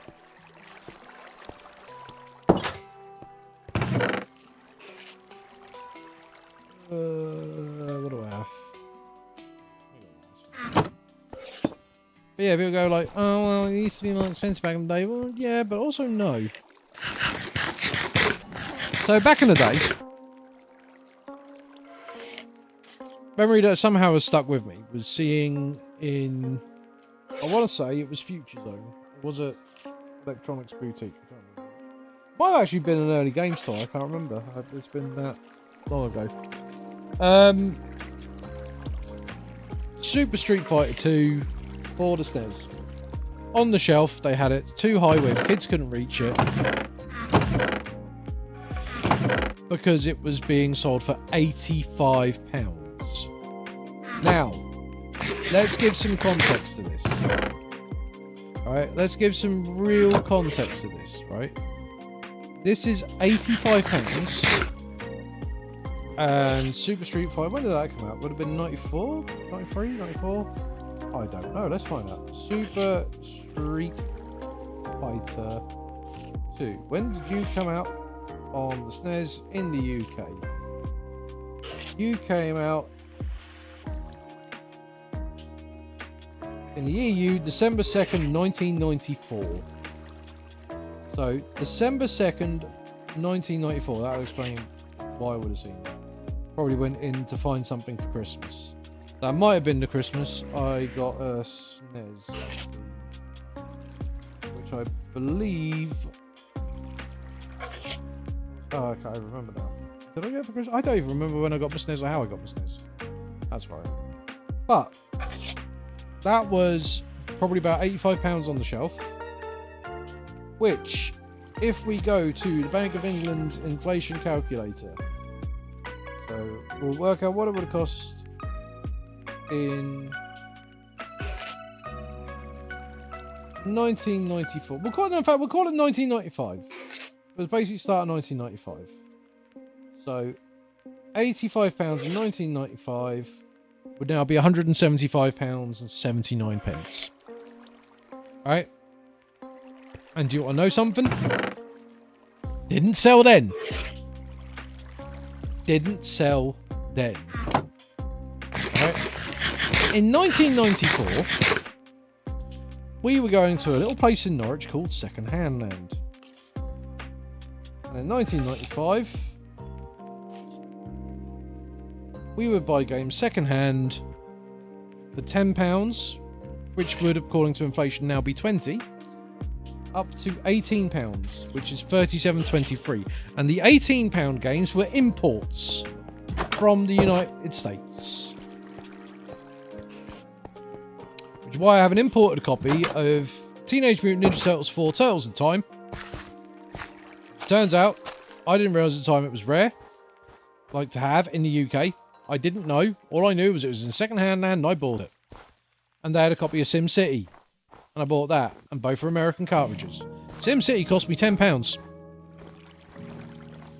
And people go, oh, well, how do you have the money for that then? Do you want to know something as well? Right? People go, oh, well, you know, this, that, blah, blah, blah, blah, blah. I was being paid £10 a week for doing a 2.5 hour paper round on a Friday. £10 a week. Minimum wage for an 18-year-old, right, isn't that good. Minimum wage, no, right? This is the thing. People go, well, it's a different bang. I'll tell you what, right? You got more bang for your buck back then, and you got paid quite generously, right? I got paid £20. Which, given inflation, we're looking at it now, right? So again, right, £20 in 1995, 41.36. That was £20 an hour, right? That's well above minimum wage for a paper round, right? If I was just doing a tenner, right, on that for 2 hours, it's 20.68, right? Minimum wage. UK right now, right, for under 18s is £7.55 per hour. So under 18s is £7.55 an hour. Bear that in mind. £7.55 an hour, and I was making the equivalent of 10. Right, or at worst 5 an hour if I was really dawdling or whatever else. There wasn't a time limit on it, but the point is that I was making, you know, decent money on paper. You did. You made decent money on a paper round. You made good money on a paper round.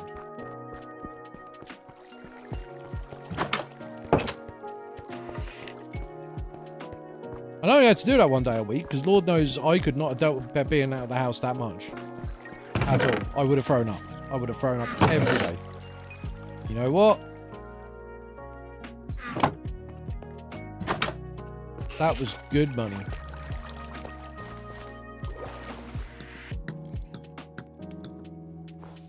So every week, I earn enough to buy a video game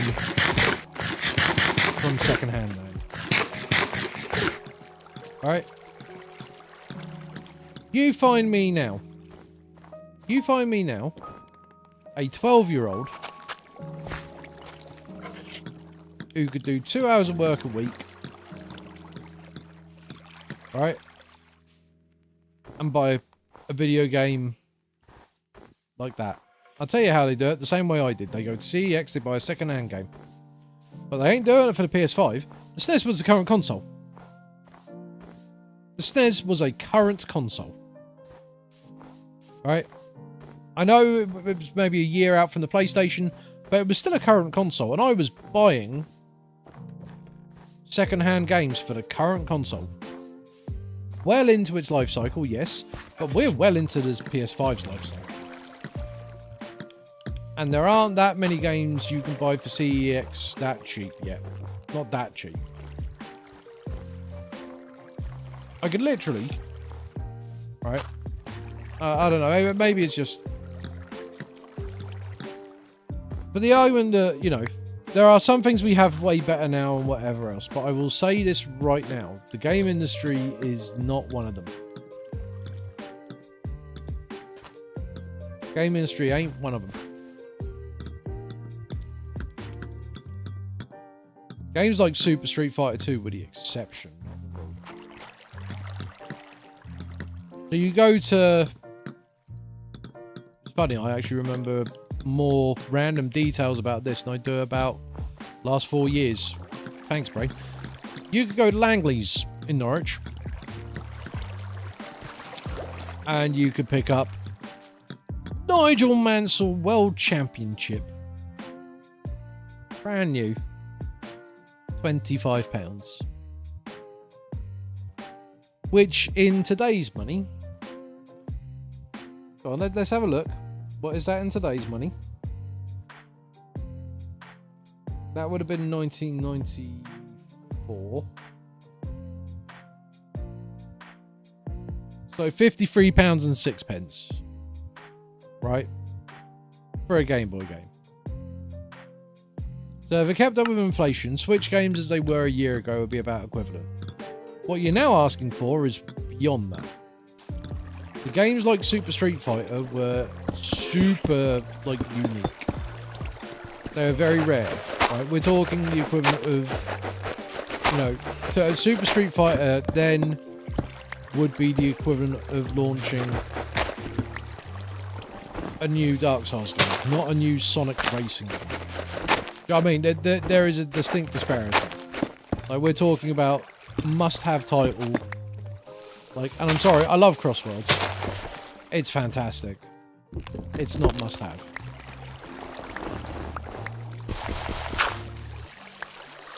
I feel like someone has overestimated just... It is possibly going to be the best kart racer available on the market. I'll put it out there now. I will say, I believe it could well be the best kart racer on the market. Right? I haven't played the new Mario Kart. I don't own a Switch 2. I'm not spending the money on it because I have to prioritise my kids, because that's what you do. But you see my point. Like, you know, I get the feeling from what I've seen of Mario Kart versus the new Sonic game. The new Sonic game wins hands down. Neither of those games are essential. Oh no, maybe I'm just old man yelling at Cloud. I might just be an old man yelling at Cloud. But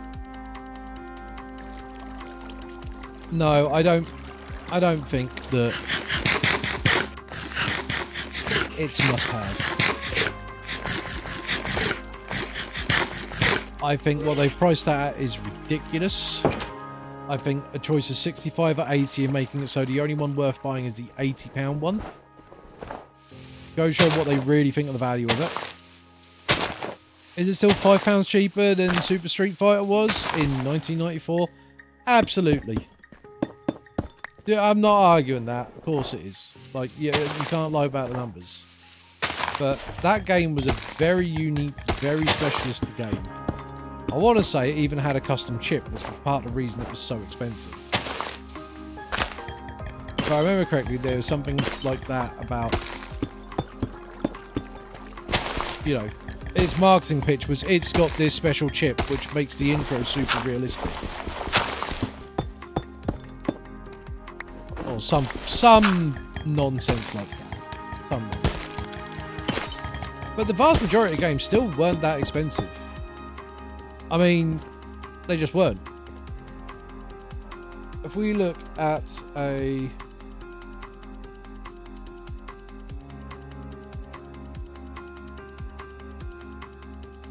classic Argos catalogue, we'll do the same time period, 1994. 1994 Spring Summer Argos Superstore catalogue.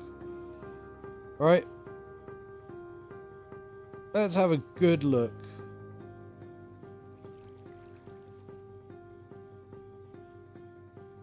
Oh god, I forgot how this looked. Were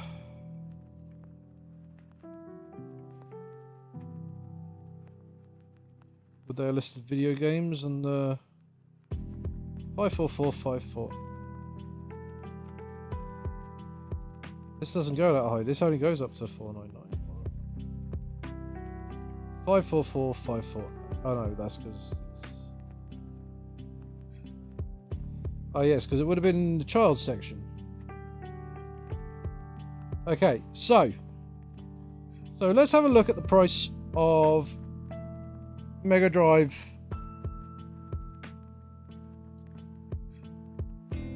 games in Argos. And Argos wasn't that cheap. This is the thing. You forget that Argos wasn't that cheap. So, the most expensive game they've got is unsurprisingly Street Fighter 2, the Championship Edition on Mega Drive for £60. Everything else is $39.99 or $49.99. I bet out of mine, $39.99 or $49.99. Alright. So you look at either $39.99 or $49.99, which, if we go to our little calculator,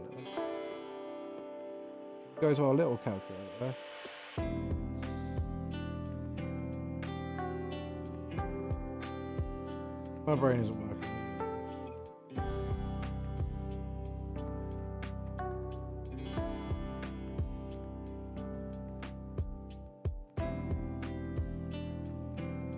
Bear in mind that's okay. You only take whole numbers. Right, so we go 1994 across July 2025. £40 would be the equivalent of £85. All right. So that would have been expensive. So these were 85 games were coming out then for £85. All right. I'm suddenly starting to realise that actually things don't seem that unreasonable. Sugar. It feels weird though, because I remember like the PlayStation. Oh, because of course we were at that point we were paying for, because if you're buying on console you were paying for cartridge inflation. I was thinking to myself, man, my PC games didn't cost that much back then. Of course they did. They were far cheaper to produce because they didn't involve cartridges. That's why. Because I was thinking, we would never have afforded that much on video games because we didn't. We bought them from second-hand land.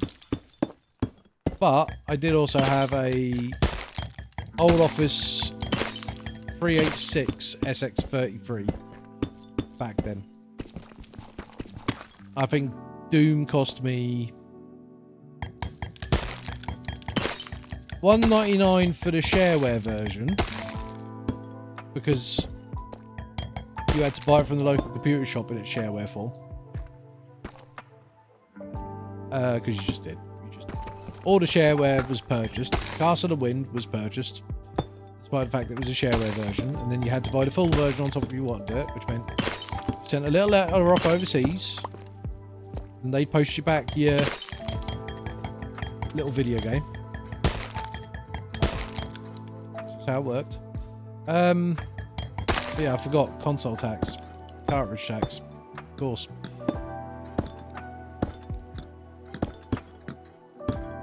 But then PlayStation games, in only a few years later than that, maintained that price point. In fact, a lot of them were cheaper. That was one of the best bits about investing in a PlayStation. If you bought a PlayStation, it was a lot cheaper. But yeah, like...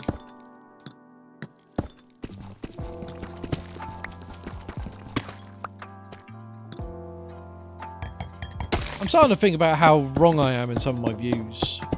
Because to me, I don't remember games being that expensive. But of course they were if you bought them brand new from Argos, or places like that, where a lot of people bought their games. I would never have spent that much, because I didn't have that much. Although my earning power was better on having a paper round anyway. Which is quite funny. I had better earning power then.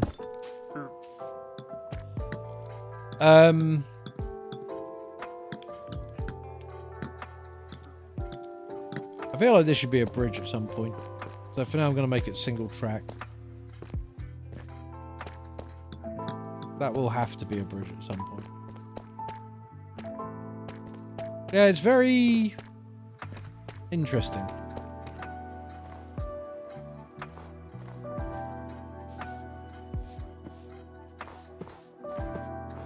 Yeah, a lot of the games in, like, I'm looking at that time point, mostly about the £30 mark.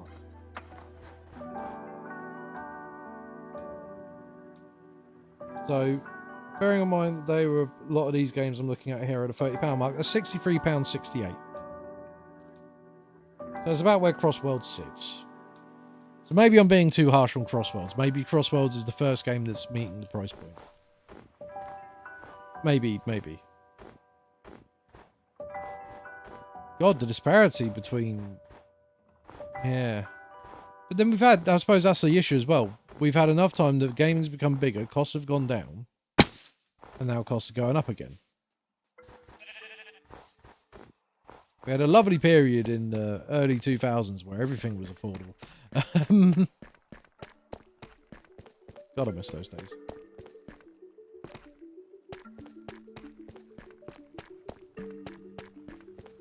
Like, you could pick up... God, this is that old man realization, isn't it? When you're like... Even account for inflation, it wouldn't be that much. You look at it, you're like, oh, well, actually, it would have been. That's worrying. That's very worrying. Wow, am I at that point of old age now? I clearly am. I'm at that point of old age now.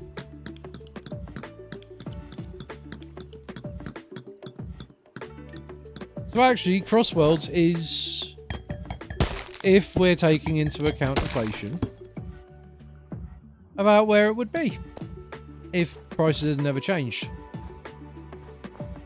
I've been spoiled by years of Steam and disc-based games and whatever else, and an industry trying to reduce costs.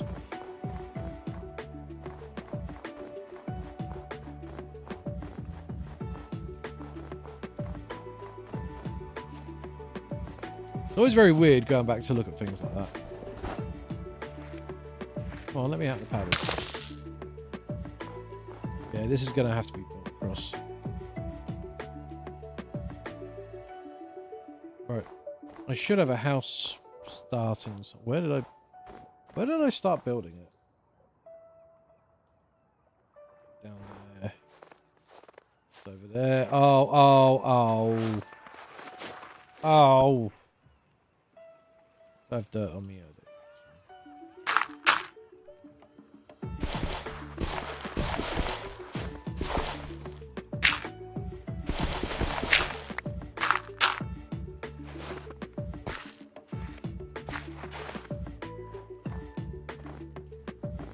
You have to be a bit more careful. That might have to be the inside, actually. I am losing track of what I'm meant to be doing. I have not sorted out my food situation either. I have not done anything I need to do where I've been ranting. Really makes you think, though. Like, you know, back then. like earning power doing a paper round was pretty good.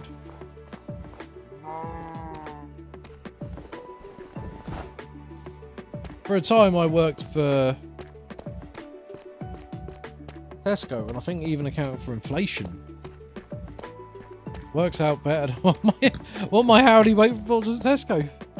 I suppose it's a different sort of job as well, isn't it? It's a very... You're paid for doing just that bit in that period of time.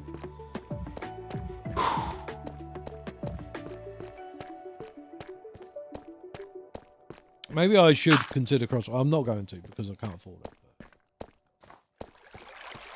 But it's not a priority.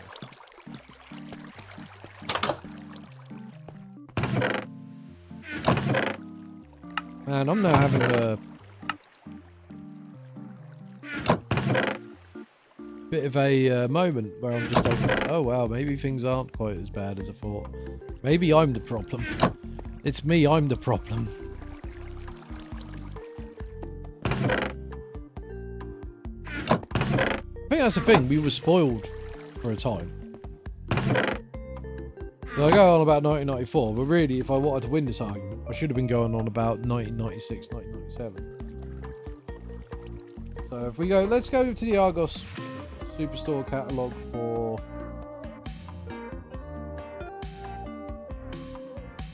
$1997. Alright, Argos number 48, 1997 Autumn Windsor. Thank you, archive.org. Side note, that is something that we all need to keep supporting. Archive is doing a grand job at keeping our past alive. Video games, systems, hardware, software, 413, 415. I need to stop reading stuff out loud. I got in trouble with the bank the other day. Was the bank? No, it wasn't. Why am I saying the bank? It wasn't the bank. It was the water company. Paying my water bill, and thanks to the way my brain works, I was just sat there casually reading out my card number. They went, you can't do that. I was like, oh, sorry. These calls are recorded. Please don't read out your card number. Sorry. Cool. Where are the PlayStation games? See, the PlayStation? You can buy a PlayStation for $209.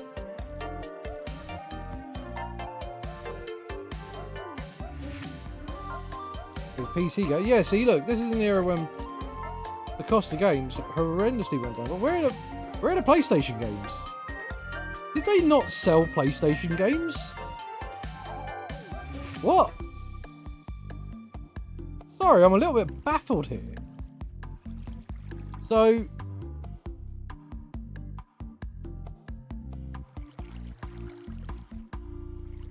No. You couldn't buy... In 1997... In the year of our Lord, 1997... You could buy the consoles, but not the games... for a PlayStation. From Argos. In fact, the only games you could buy were PC games or Game Boy games. That's interesting. So, back to the in my day games were cheaper. We can't really do the Game Boy because these Game Boy games look old even for the time. Like we've got here... Right, okay, so we've got the... Mario and Yoshi is £9.29 in 1997. Mario and Yoshi I'm fairly certain about for a while. Tetris was £11.99.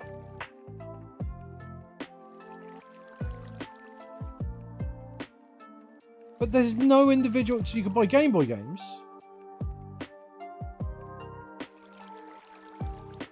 Buy a Mega Drive game, Mega Drive pack and whatever else. You could still buy a Mega Drive and a SNES for like $79.99 or whatever else. You could buy a PlayStation with 2 games for £169. So for for £169. Well, let's go over this right. 169 English sterling. You could buy. It just says includes 1 pad and 2 games. It doesn't list them there, but it's in the picture. So, Sony PlayStation, Crash Bandicoot, Destruction Derby to £169. For $209, you could get Soul Blade, Cool Borders. I can't tell which one it is. That looks like that. It's not Actual Soccer, I know that much, because Actual Soccer was the things. Oh, it's got Porsche Challenge though. Porsche Challenge was good. 209. All right. You couldn't buy games in 1997. PC games, meanwhile, you could buy Virtua Fighter PC for 29. Yeah, so the price of games have gone down. You could buy Sonic and Knuckles Sega PC collection. What? Back then you could buy Sonic and Knuckles on PC. Ah. £25. I'm not sure that counts because that would have been older. Well, it would have been older on PC necessarily because that looks like that's been ported. What? I didn't realise there was an official port that early on. What do you know? Yeah, you could buy some pretty decent stuff in 1997 for cheap. And then you look at the Nintendo 64 games and you were like, those are unaffordable. They were of like 55 quid a pop. Which is why you bought them from Second Hand Land for a tenner. Literally, it was called Second Hand Land. Loved that place. It was always cheaper than One Step Beyond. Anyone who was born and raised in Norwich will know what I'm on about. And will know those names. One Step Beyond was an amazing shop. One Step Beyond will always be, in my mind, the best video game shop to have ever existed. If you didn't live in Norwich and you didn't have One Step Beyond where you were, you missed out, because One Step Beyond is a little independent place, and I'll tell you what, fantastic. Fantastic. But they were more expensive than Second Hand Land. So you went Second Hand. If you're broke like me, which I was, I had to. You may do. You may do. You may do.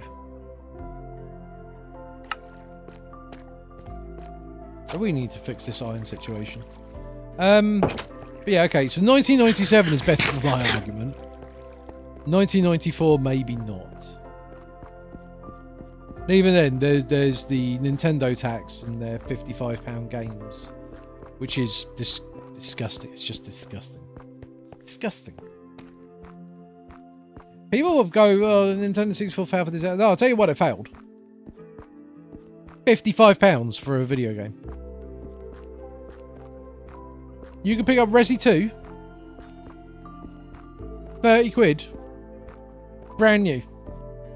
From Kerrison Toys. Choices Video, you could get the limited edition Metal Gear. $39.99. It came with a cool poster and some dog tags. It was beautiful and I loved it. I let it get ruined and I'm very sad because I was young and I was stupid. And I put that poster up in my room. And it stayed there after I moved out, I think, actually. I'm not sure. I don't know. I haven't been back in that room maybe 2 decades. I don't believe it's been touched, really.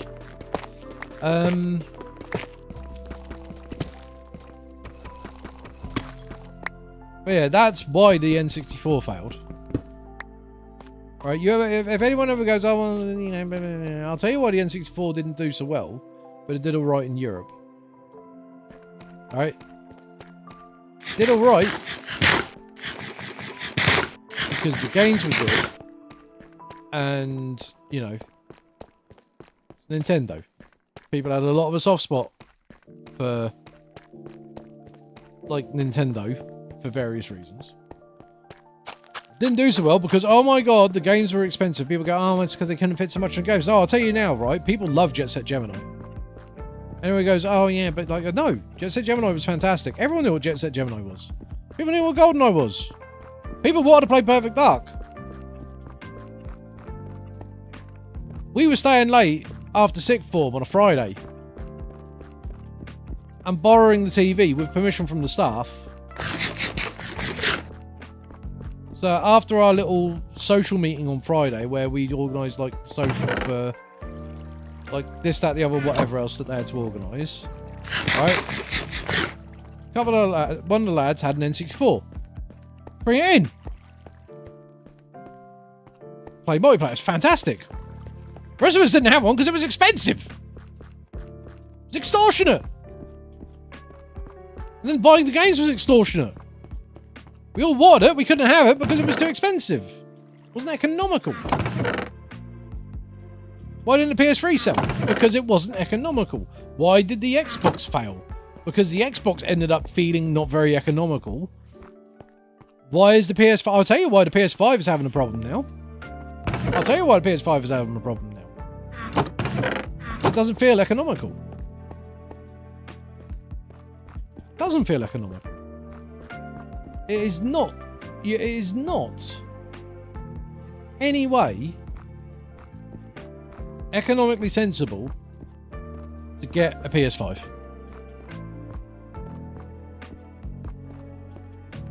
If you just want to play games and enjoy them, the PS5 and the Xbox feel too expensive. And it's not even the, oh, just buy a PC argument. It's because there are other options for your entertainment out there. When you're looking, and this is the thing, it's not just for gaming, it's the cost of your entertainment. The cost of your entertainment by buying a PS5 is not economical. The cost of your entertainment by buying an Xbox is definitely not economical. The Xbox is failing because it does not feel like a sound system to invest in. The Xbox 360 did well because it was, one, cool, and two, economical.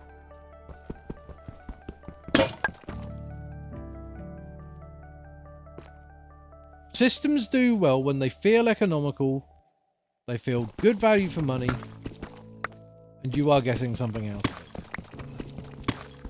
You are not getting anything out of buying a PS5.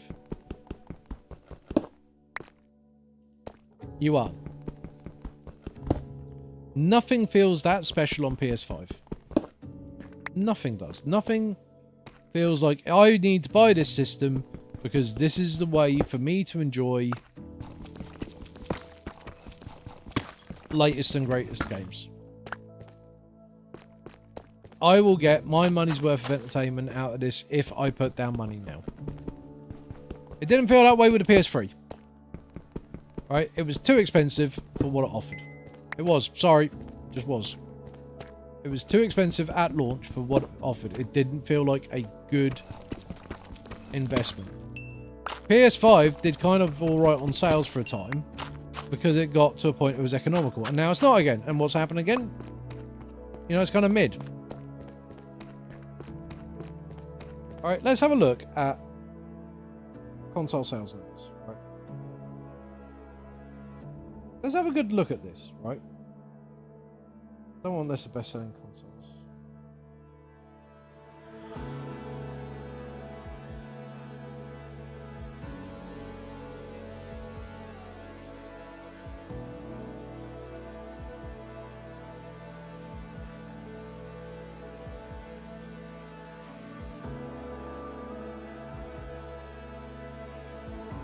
Let's have a look. Right, so June 2025. Switch 2, 5.4 million units globally. PlayStation 5, 931,000 units globally. Switch, 322,000 units globally. Xbox Series X S, 144,000 units globally. Right. Let's look at July.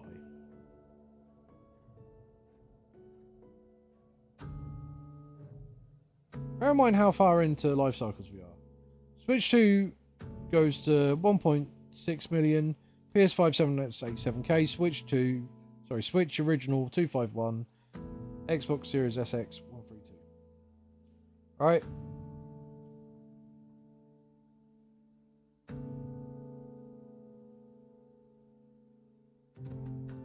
Overall spending on video games for the first 6 months of 2025 is down 2% compared to the same period in 2024. It's not economical. There's a little spike from people who want the latest and greatest bit. Once that's done, people aren't continuing to invest.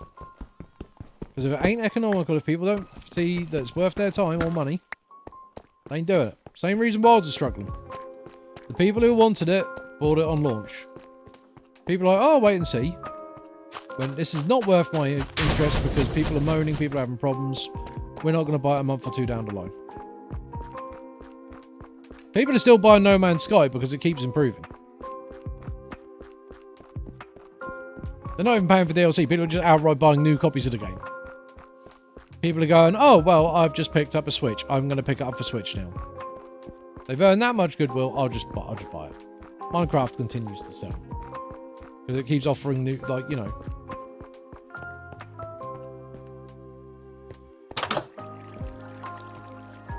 I don't know. Maybe I just have odd opinions. Maybe I should just keep my mouth shut.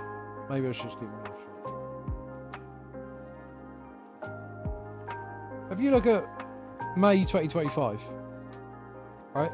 PS5 732k, Switch 335k, Xbox 137.3k, right?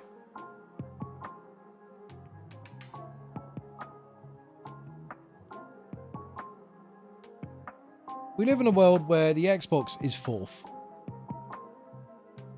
Where the two most powerful consoles on the market, and bear this in mind, the two most powerful consoles on the market, not the highest selling, just the two most powerful consoles on the market, two most powerful consoles on the market are being outperformed by the Switch 2. Because people are going, one, there's a cheaper console, two, I will get more use out of it because it's portable, three, it's a more sound investment. Now, I don't think it's a sound investment for me because I don't like the pricing structure.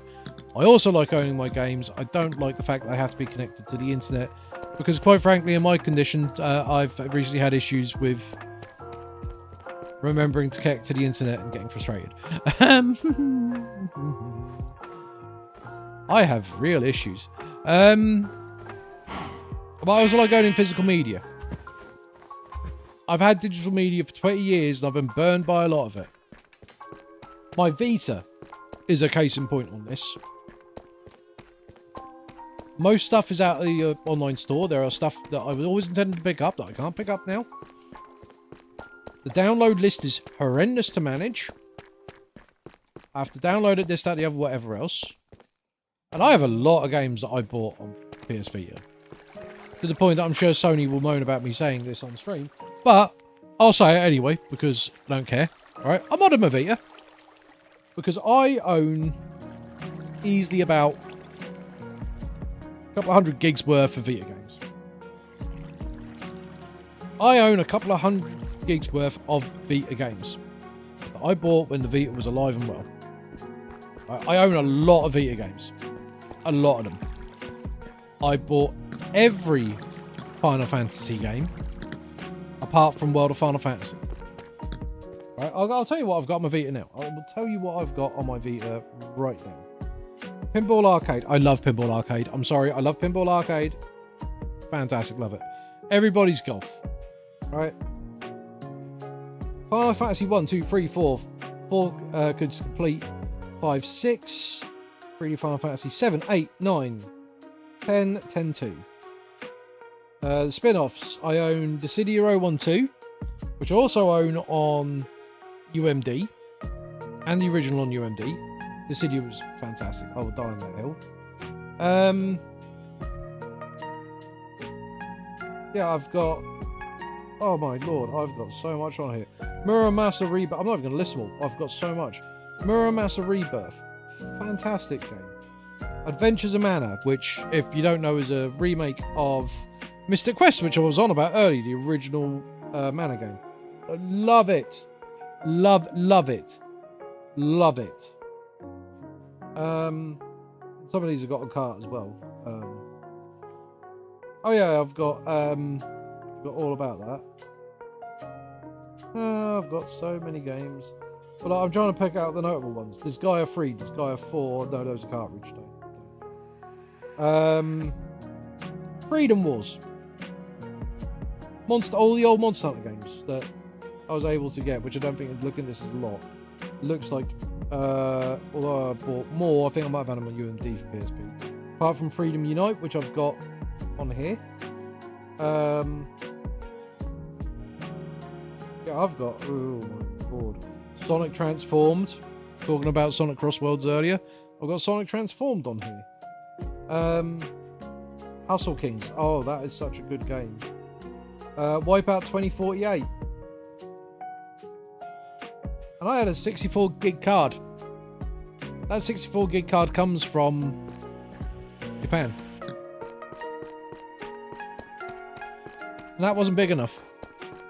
So I had to mod my Vita, get an SD to Vita in there. So I've got a Little Tales SD card in the SD to Vita. 256 gig. So I can have downloaded on here Minecraft PlayStation Vita Edition. So I can have downloaded. I know people go, well, why would you want that? Actually, I'll tell you what, that is a fantastic classic portable handheld version of that game. It's good. Alright. There's more stuff on here that, like, you know, I couldn't even tell you. Right. I couldn't even tell you in some of these cases. Like, you know, how long I've owned them. But the download list is awful for Vita.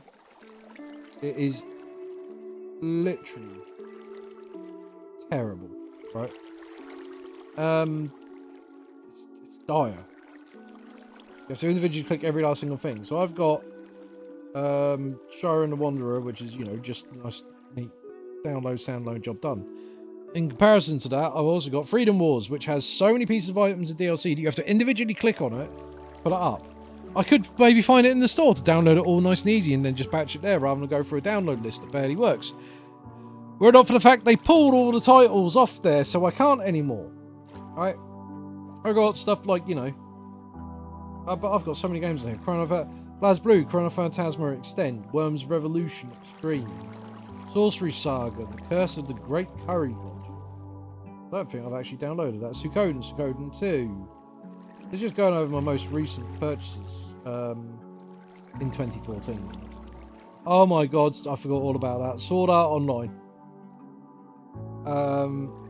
I bought a Sword Art Online game, which I haven't downloaded on here. It's such a faff. Because there's 30 pieces of DLC.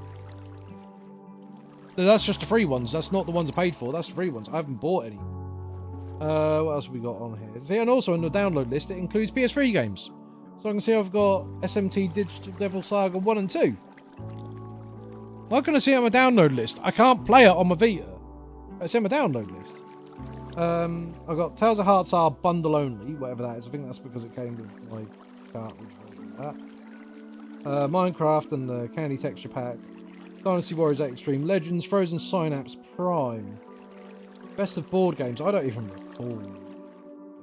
Clearly I did. Borderlands 2. I was one of the idiots that bought Borderlands 2 for the Vita. Because I am. Oh, Rogue Legacy. I forgot. I've got Rogue Legacy on here. I don't think I've even downloaded it. I'll hit that download button. I love it.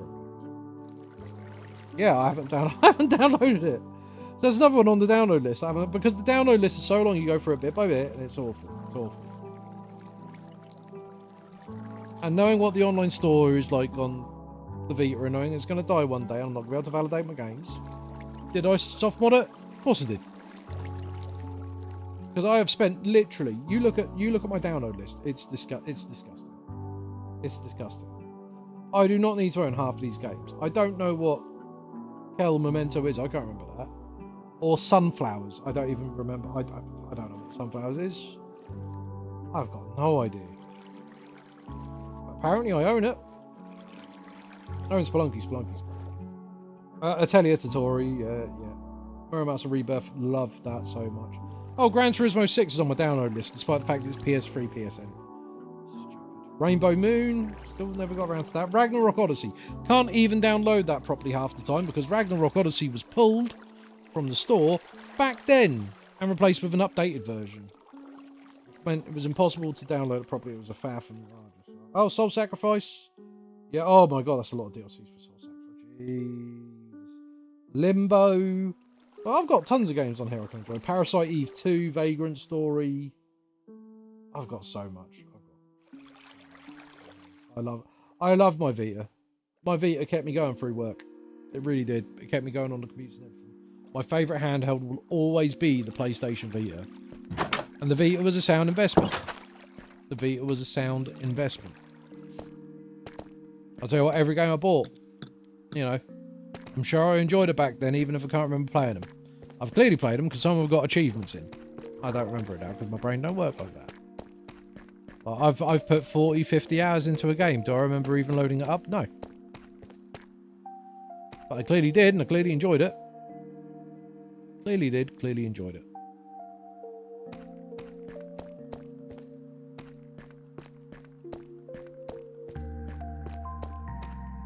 But consoles do not represent as good an investment now. That's why I don't sell. It's why the Vita didn't sell. Let's be fair.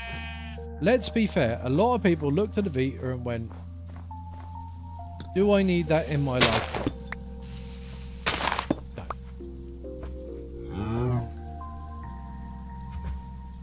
Does it have enough on there that I can enjoy? No. Is it sad? Of course it is. I think the Vita might well be my favourite handheld of all time. It had the right form factor, had the right shape. It was better than the PSP in every way. But I'll tell you this for free. PSP had far more stuff that people could at least be a bit interested in. Alright, there was no Grand Theft Auto for the Vita worth writing home about.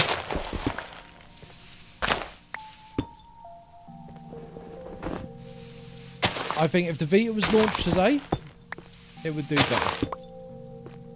But the Vita got no love. I don't recall, there was so much people like, oh, is there actually anything on Vita? I'll be like, yeah, there's this. I'll be like, really? I'll be like, yeah. Yeah, look at all this great stuff I got. I got all this great stuff that, you know, I enjoy and all that on here. They're like, I didn't even know it was on the console. Well, no one does. They don't market it. They don't push it. No one even knows half this stuff. They're like, yeah, that's the point. I never see the Vita. They're like, anything. Yeah, it's great. I was playing Minecraft on the go. In 2014. Decently. Not like the DS one. Really well. You know, it kept me sane, you know, on commutes and stuff, I'm sure. All that sort of jazz. But Stardew Valley came out on the bloody Vita. For goodness sake. Right? It had some really good stuff.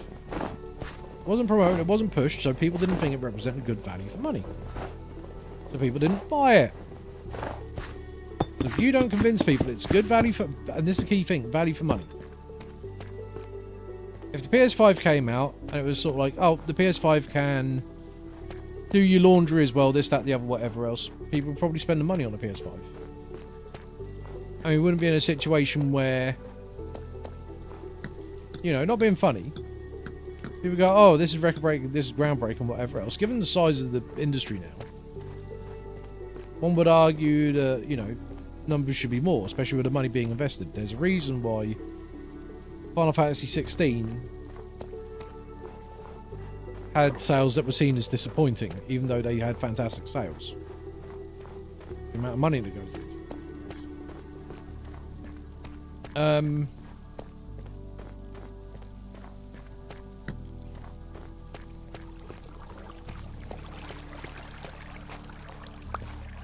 A lot of gaming just isn't, you know, perceptually good value for money, buying some of the latest and greatest consoles.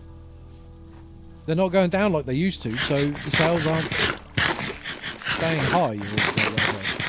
They are dropping. Because if you're saying this console has been out for 5 years and it's still just as expensive. No. Right? In 1998, you could buy a PlayStation for 100 quid. Right? PS2. You know, in like 2004, 4, 5, you can buy for 100 quid. You know, the prices came down a lot as manufacturing got cheaper because they were producing more of them, blah, blah, blah, blah, blah. It's not value. It's not. But yeah, it's not that perception of value for money. That's a better way to put it. Perception of value for money just isn't there. Sort this out. I've been ranting and not really doing much of anything. But it changes things. It does. It completely changes the whole dynamic.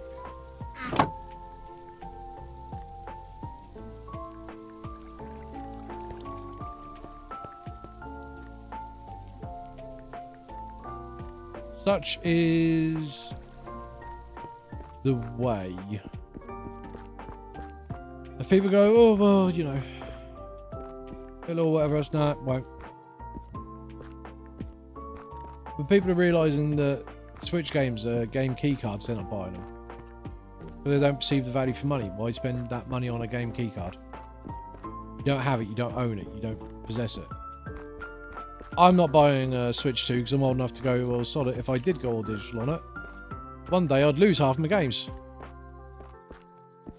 Or it would be so difficult to acquire them anymore, or it would be a faff, or this, that, the other, whatever else. Eventually they'll want to shut down a store, like they did with the Wii U, because Nintendo loved being the first ones to shut a store. So, you know, all my digital purchases that I've made with Nintendo were dead. They're gone. Can't enjoy them anymore. And so it's like, well, okay, I'll buy physical stuff instead in the future. Because that's dying. Like, I know there's stuff like CD, rot and whatever else, but I'll tell you this now. I can still, you know, pick up PS1 games perfectly fine with no disc rot and play them just the same as I did on the day they launched. I don't have to go, I don't know if I'll be able to download Destruction Derby 2 anymore. Well, I don't have to. I can still go to CX and buy the damn thing. There are so many games we are going to lose in their native form because we no longer have them purely digital. Sorry, purely physical. Digital. Muppet.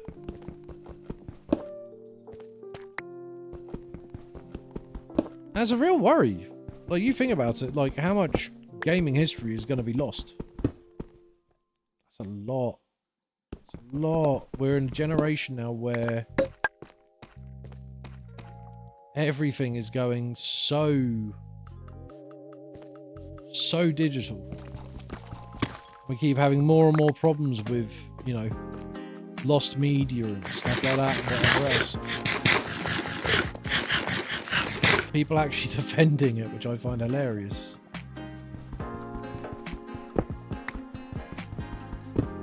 That's a shame.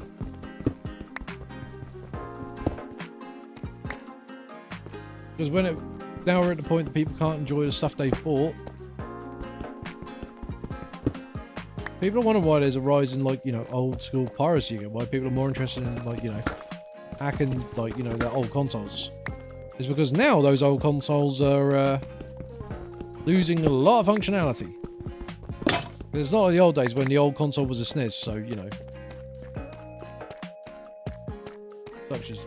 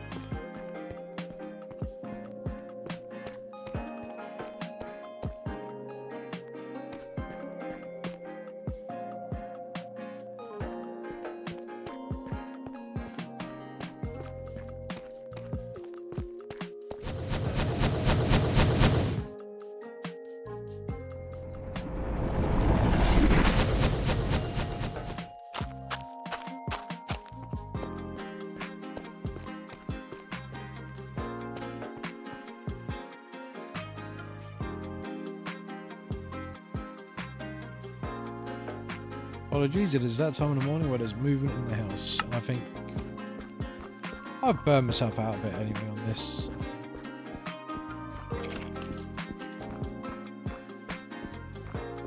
I've rambled a lot, so I'm just going to stop and breathe for a second.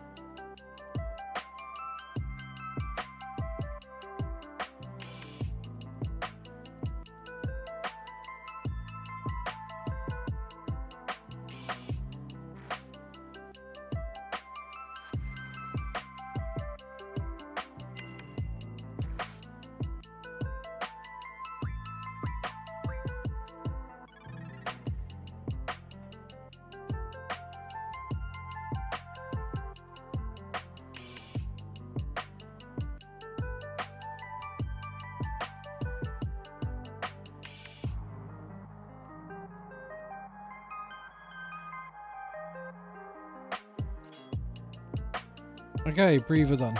Breather done. I am absolutely not focused on what I'm meant to be doing at all on this.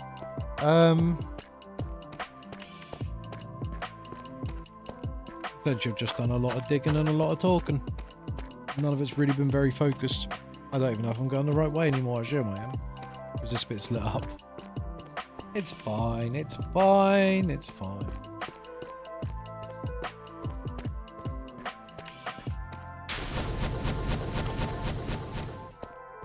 I wonder what the next great value proposition in gaming is going to be. I feel like it's more and more getting to, well, I might as well own a PC. I think a lot more people are going along the path of, well, I might as well own a PC if I'm going to have one. If they're going to have one at all, because a lot of people are just happy with their phone and gaming on their phone and whatever else, and that's fair enough. But I think the way PC things are going, I think that's the next growth market. Unless Nintendo do something to really make the Switch 2 outstanding and make people must have it. But then I could be wrong. It could be that it's seen as still as so family friendly that this Christmas is going to see such a massive uptick in sales. It's ridiculous. Who's to say? Who is to say? I'll only find out come Christmas. But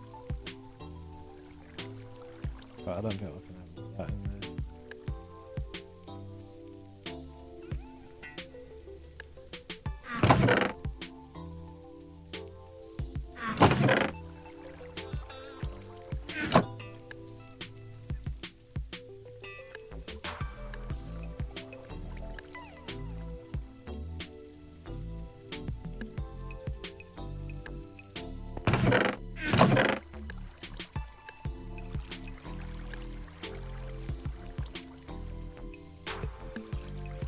Oh dear.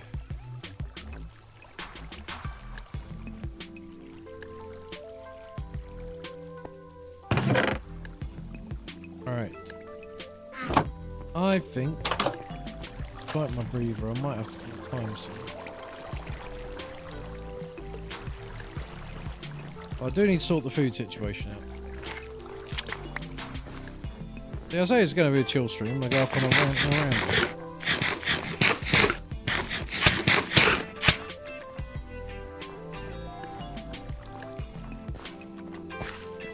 Wasn't very chill of me, was it? Well, at the very least, what we'll do is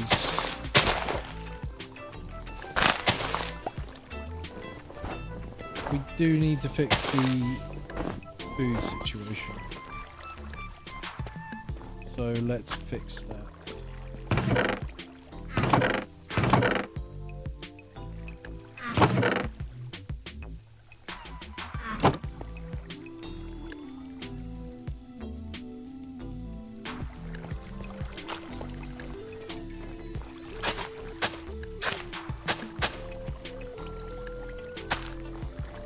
It is a seedy place, yes, very good.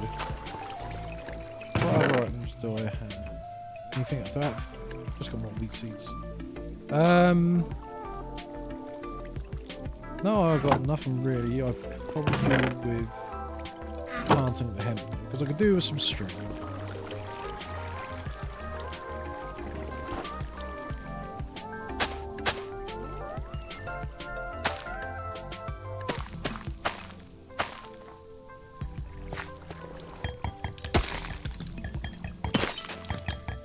And we need to keep that damp,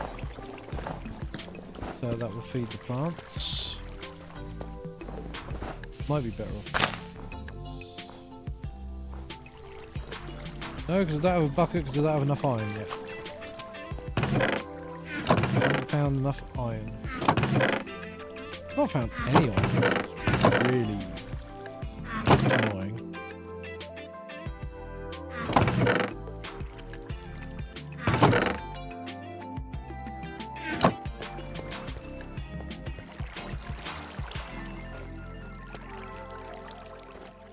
Oh, actually, I know what I need to do.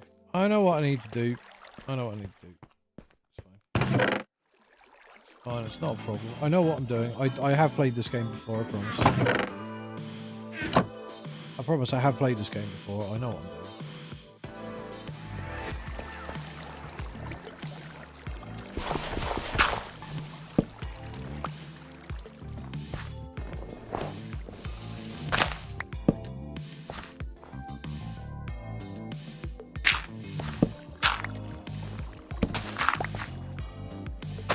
Where did you come out? Back in there and grow.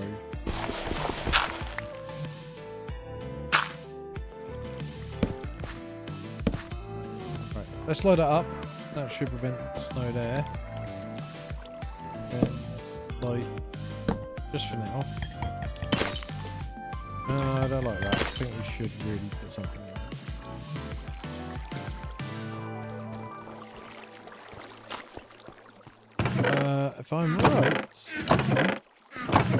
If I'm right, I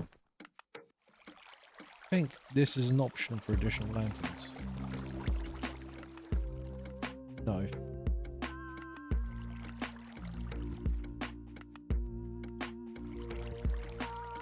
What options are there? Amethyst, prismarine, crimson, brick, base arms, ever obsidian. Da da da da da da da da. Actually, not a great deal of options.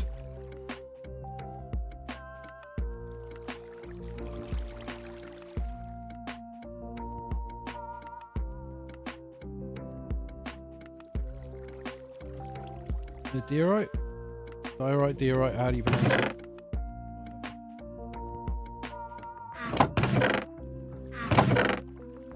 Oh, I only got two. That's pointless. There must be an option for the granite one though. I just want it to look different.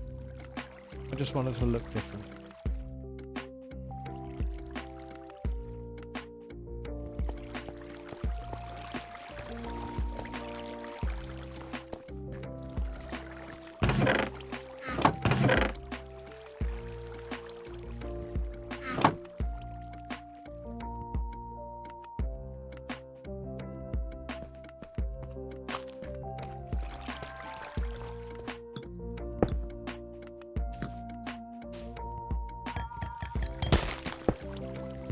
If I put that there, will that keep things nice? Hopefully so. Well, that's all growing at least. Yeah. Got some lovely lights in here.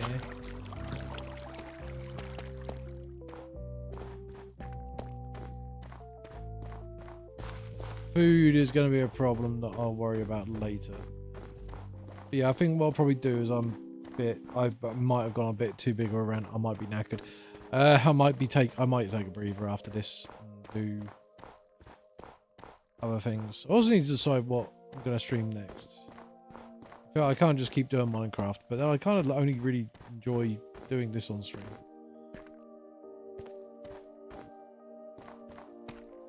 I suppose it is primarily for me, not other people. But, you know, I get this can feel stale.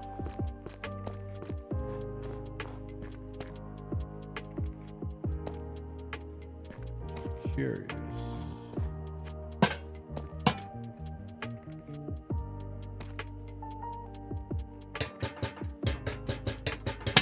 Let's take you.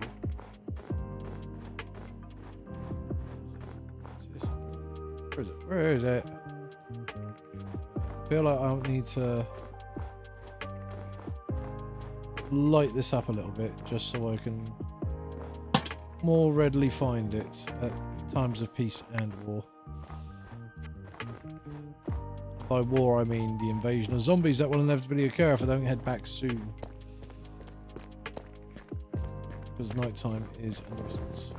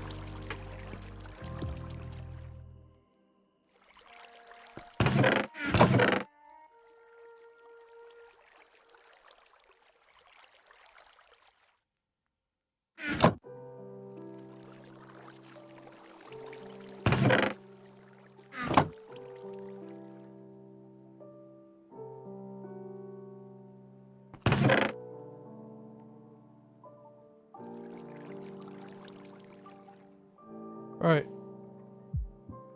Yeah, I just totally zoned out then. I completely zoned out. I think I'm calling time on that there. That's where we're ending. So, yeah, thank you for watching. I'm going to go zone out on my own for a little bit. Yeah, hope everyone has a good day and catch you later. Bye.